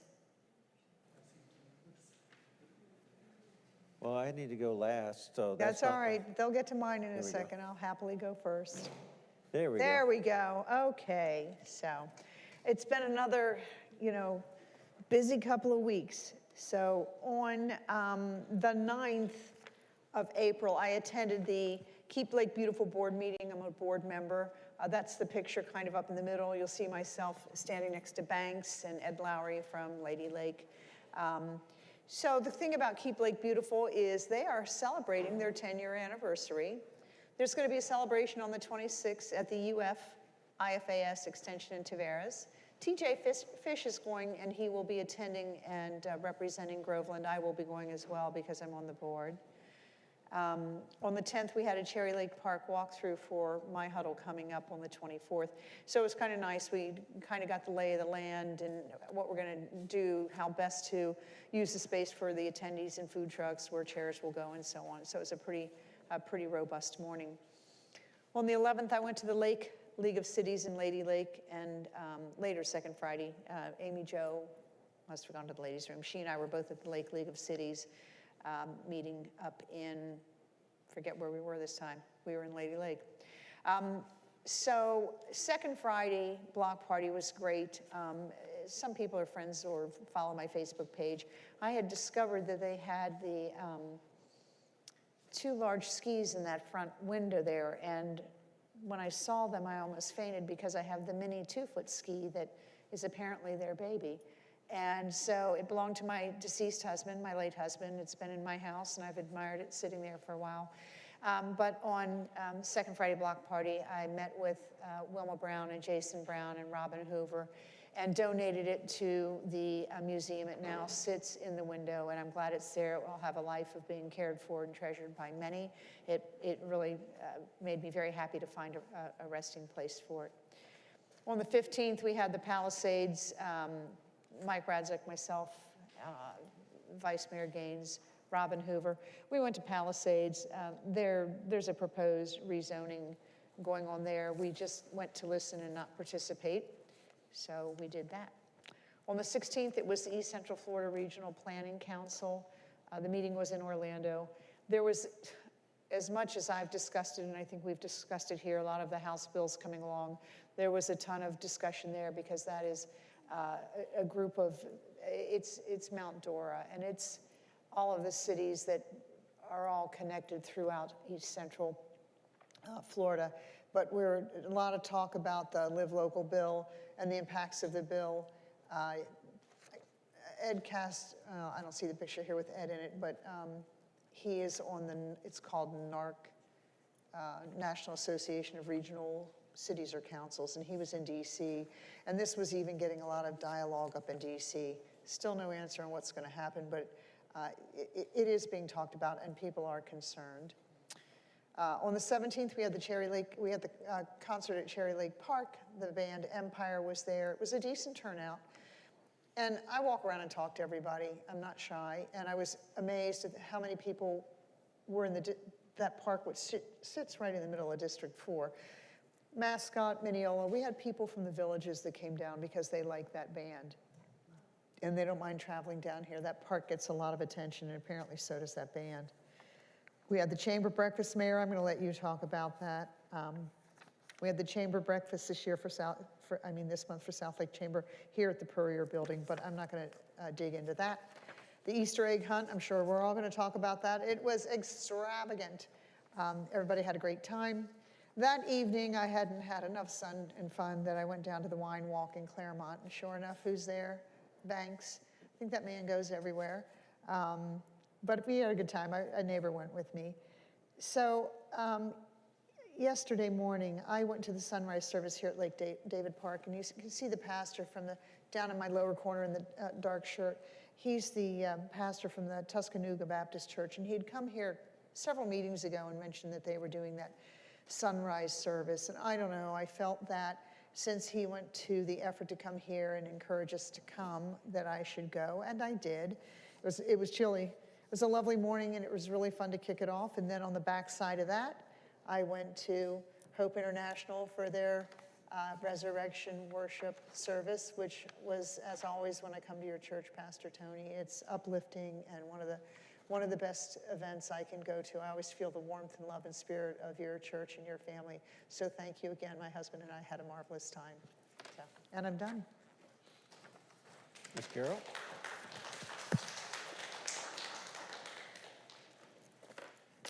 All right.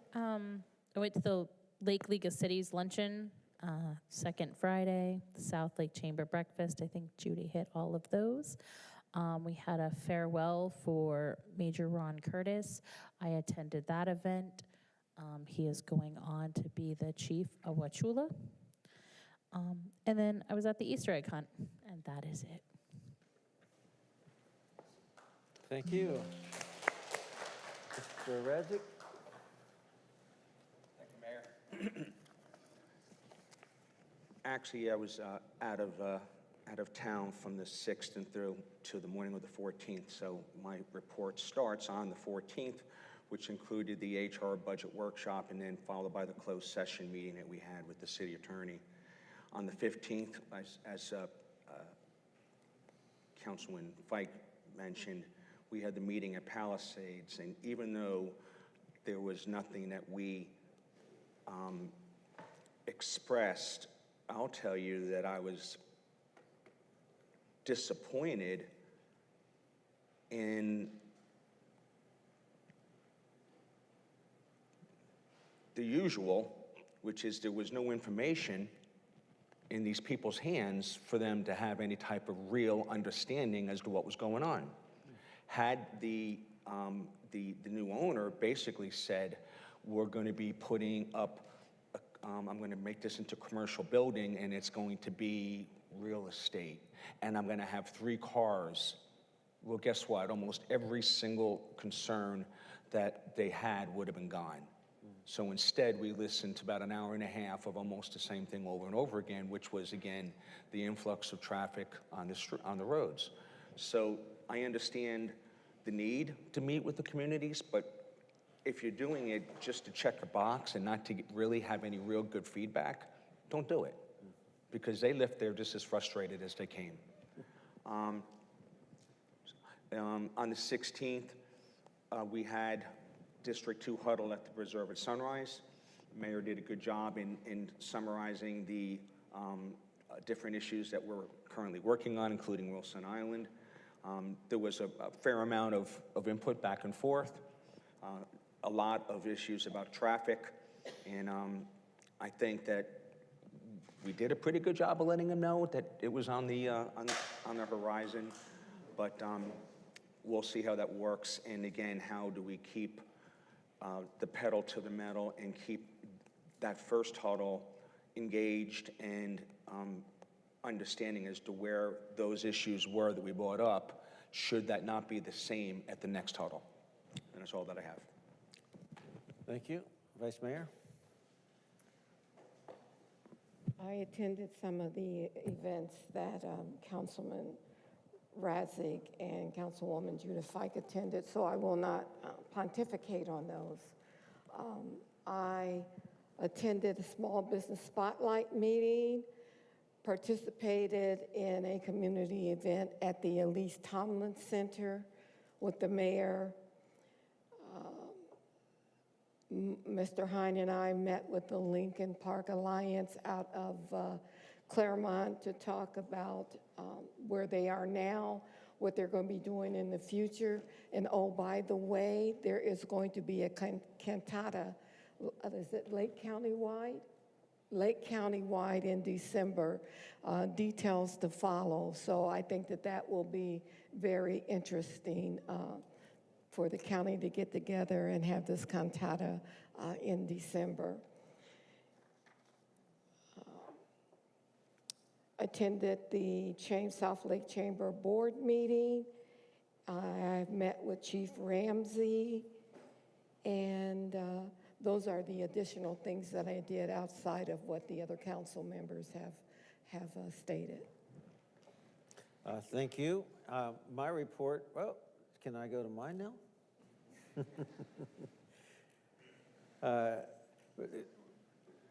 Yeah, there we go. Let me tell you something. Of all the stuff that I've done here, I've never gotten more feedback than that first picture right there, where we were doing a cooking demonstration. Half of the students at the Voc Tech Center want to know where they get a pink chef jacket, you know? So you're going to have to step up there. They're well, chef, can we have pink chef jackets now? But we did a great little Asian Southeast Hunan cuisine demo at the Elise Tomlin Center. And that center is so great for a community center to do things like this. It's set up perfect. So if you're wanting to do a class or you're wanting to present, really take a look at that center and get in touch with Linda. Again, I went to also to the concert, the family concert. This is another area, Mr. Hine, that we might, if we're going to investigate getting a good marketing research and finding out what people want, is the day, the time, and what they want, so that we can be more proactive instead of reactive to people not showing up. But great band, great facility, great venue, but we just didn't get the people out, and we need to figure out what that is, where that stands. Also, we had a